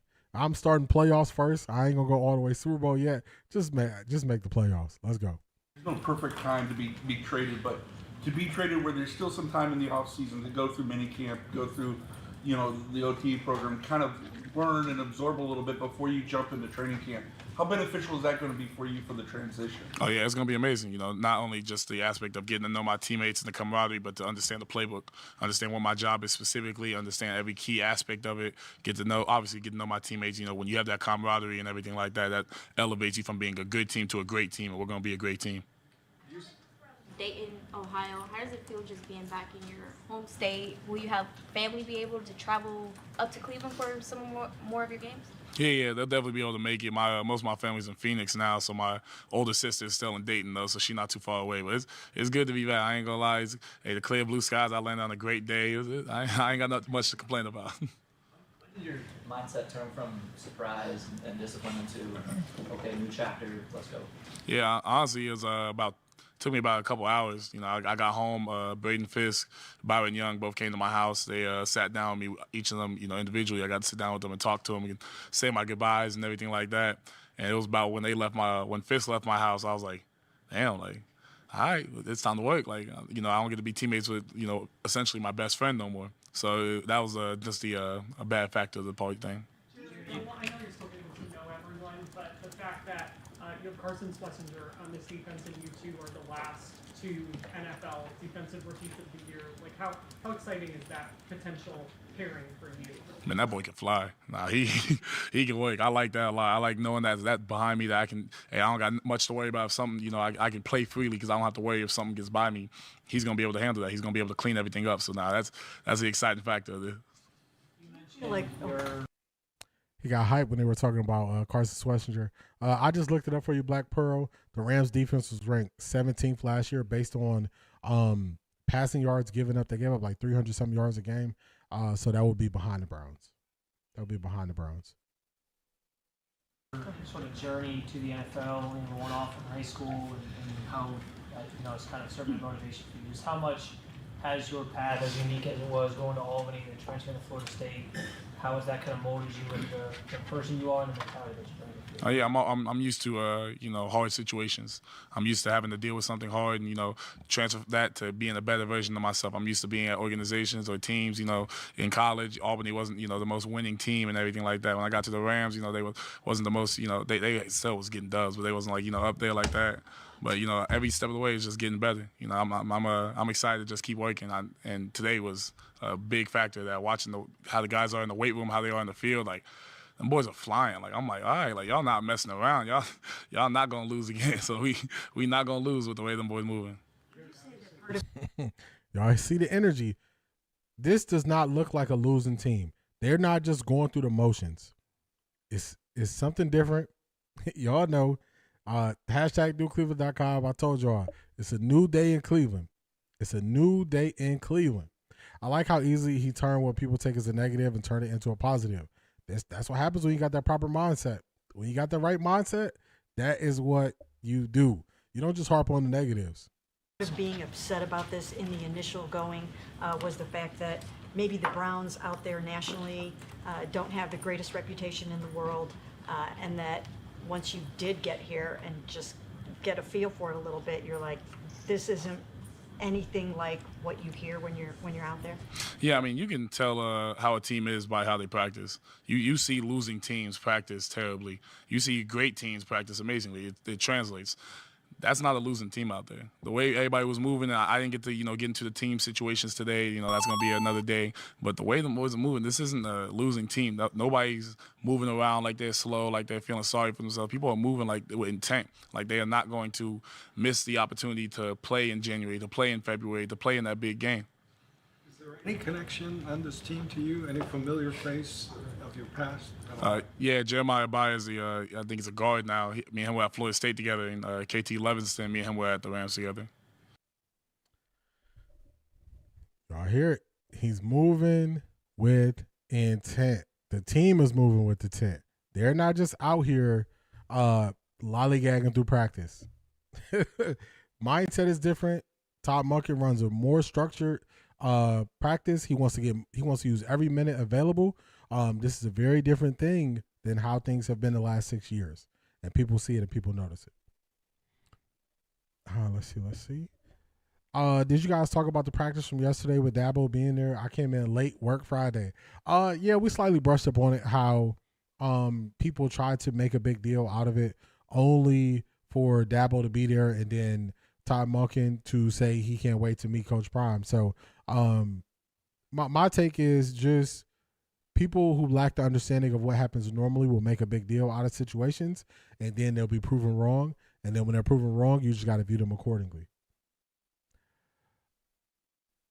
I think coming in, VA might have underestimated how good the defense is. Glad he got pleasantly surprised. Yeah, and surprisingly, the line leader, the content creator line leader, she asked a decent question if that would change his view based on what you hear about the Browns. But this is hashtag New Cleveland. This is not the same old Browns. This is not the same old team. So it look different. KC, what's going on? How you feeling? Or did anything good come out from the practice yesterday? What day of the week is it? Today is Fridays. I don't think we really got that much from yesterday's practice because it was closed to the media. Last thing we got was from Wednesday, and defense looked good. What a lot of people said. Shador made the play of the day with his throw to Isaiah Bond.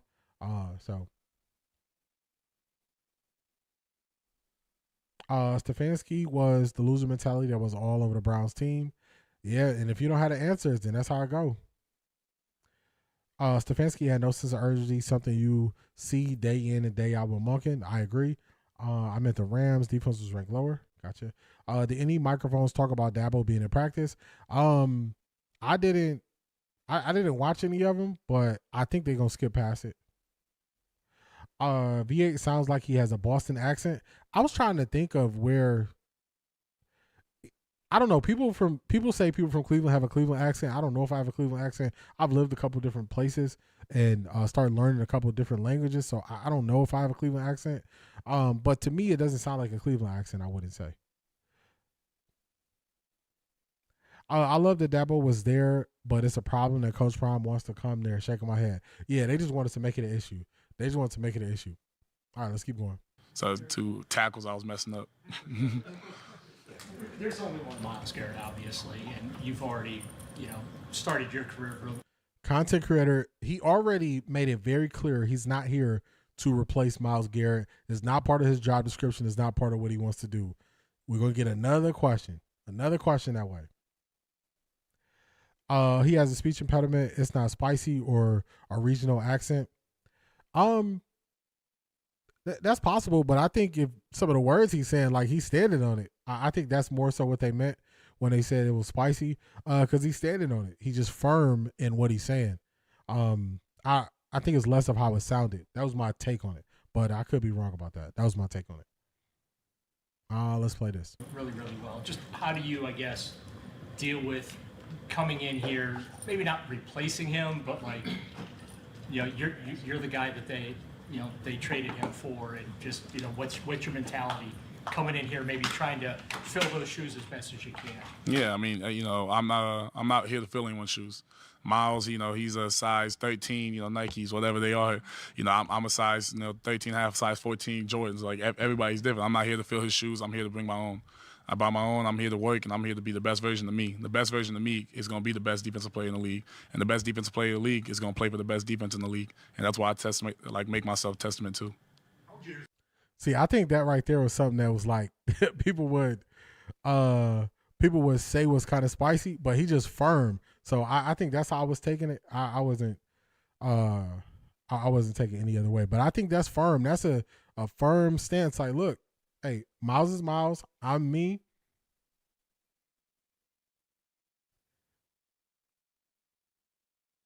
Oh. All right, that's news to me. I wasn't I didn't know it. I didn't know that's what people meant by spicy. So I thought people meant spicy when it's firm, or you standing in what you say. If it means something different, yeah, I mean he's firm spicy. Yeah, that's if it means something different, then let me know. But I didn't. I wasn't saying it in that way. I wasn't taking it that way. Yeah, he sounds like a speechless, not an accent. I do hear that a little bit, but I think more the pronunciation of words. I think it could just be slightly different. But no one inside the locker room is preparing for next year. They fight for now, and they look like they got what it takes to win now and shock the world. I agree with that. I don't think the Rams defense will be much better than last year. More sacks, but struggling to stop the run. I think they really struggled in the pass game, and they definitely upgraded. They definitely upgraded with getting McDuffie as the corner. So I think they struggled with stopping the run, especially against Seattle. Yeah, against Seattle. Where we at? All the new players from last draft and the year before all in there with the winner mentality, especially the one that came in a different draft class. I agree. The microphone asked the same questions over and over. He addressed that already. He just repeated the same thing.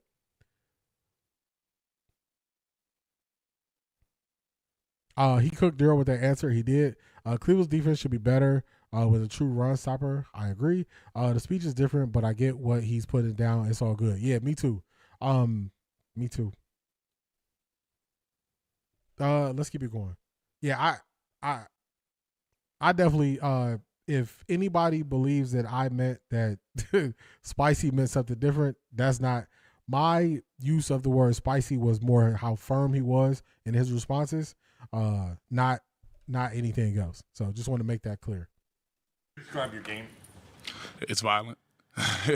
It's very violent. It's very mean. It's very why are you in my way? I play angry because I'm like, why do you think you can block me? And if you get the best of me, oh, so you're game playing for me. All right, so I got something else for you. Like, it's a very violent game when you're against me. I know you're just getting to know him, but what were your first impressions of both Todd Monken and Mike Rittenberg? Boys work. I like it. And like I said, like them boys, everybody in here is working. Like, it's not like a lack of like effort. That's the one that you can never say. It's not a lack of skill. Them boys are working and they're doing moves. I'm like, all right, like these boys, everybody's good. I like it. You want to be yourself out here. So what is the first thing that the Browns fans need to know about you? What do you want them to know about the player, the person that's coming in to their city? Yeah, I'm about a lot of things. I'm a big family person. I love my family. I love my friends. I care about, the people that are close to me more than anything. But the one thing I hold above all, besides God, because obviously God's above all, is work. Work is the most important thing to me. All I care about is lifting. All I care about is running. All I care about is how I can get faster, how I can get this step a little bit smaller, how I can, translate this to the field. That's all I care about. And all I care about is being the best me. That's all that matters. Man, his view on things is so good. Just how do I get better every day? How do I put in more work? How do I get better? So that's what I take from him. I take that he's going to say what's on his mind, say how he feels. He's going to explain it, and he's going to work to get better. To me, this is a player who has the proper mindset to elevate what the Cleveland Browns are doing. This is what I see. So from the beginning, I looked at mindset from the Browns, and I believe that they've gotten guys where the main thing I'm highlighting from him, they got the proper mindset coming into the situation. The Titus Howards, the linemen that they signed, all of them coming in with the proper mindset, and he's no different, along with the young players drafted last year, young players that they got this year. So I like it. I'm very excited. Hopefully this is a clear overall view and picture and scope of how I view the trade, how the trade came about, some of the feelings that Myles Garrett could have had based on us looking at Joe Thomas, how he felt at the end, and now how the Browns move forward. So I'm excited for this year. I'm not changing my win total. I'm not viewing anything differently going into the year. They got the right stuff. They're made of the right stuff to have a great season. And I'm telling y'all, I'm going to pull the receipts on the people who believe that the Browns will not have success for whatever reason. If it was, oh, Jim Schwartz is not there, the people who had issue with that. If it's because Todd Monken is just an older version of Kevin Stefanski, the lie that they try to put out there when we see he's 1,000% different. So for me, I'm excited, very happy for the year, very positive going into this thing, ready for minicamp, ready for it. Do you think Cleveland will play more zone this year or man? I think it'll be situational. I think think it'll just be situational. I think it'll be situational. Chad, I just meant he's talking tough. Shake my head. Yeah, Derek, that's how I took it. And I don't know. That's how I took it. I think it'll be situational. I think it's hard to say this early if they'll play more man or zone. It all depends on the situation. So if you are in 3rd and long, you probably won't go man too often because you just want to keep everything in front of you. So it all depends on the down and distance what play you run. So I don't think I could give you an accurate way of describing which one they would do more this early, super early. So I know that's not the best answer, but that's how I feel, Maurice. Honestly, I don't know until we get it down the distance and see what they do.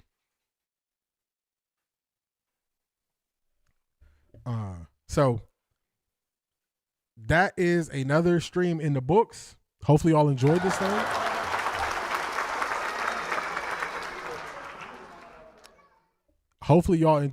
Hopefully y'all see.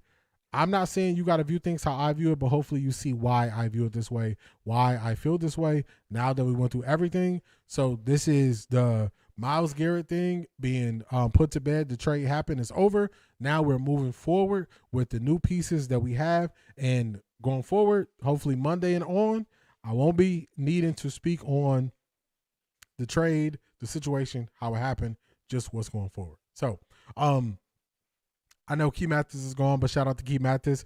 Happy birthday to you. Have a great weekend, everybody. Protect your peace. Don't let people knock you off your game. And knowledge creates peace.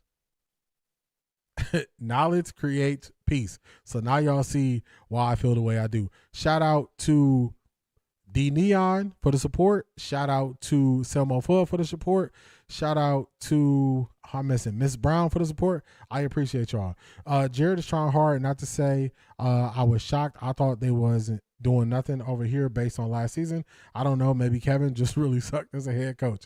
Yeah, because word travels. You know what I'm saying? So he just said, hey, these people are not losers. They didn't come here to lose. They don't want to be losers. I don't see a losing team when I watch how they practice, and I feel the same way. So shout out to each and every one of y'all. Have a wonderful weekend. I'll catch y'all on Monday. Peace, everybody.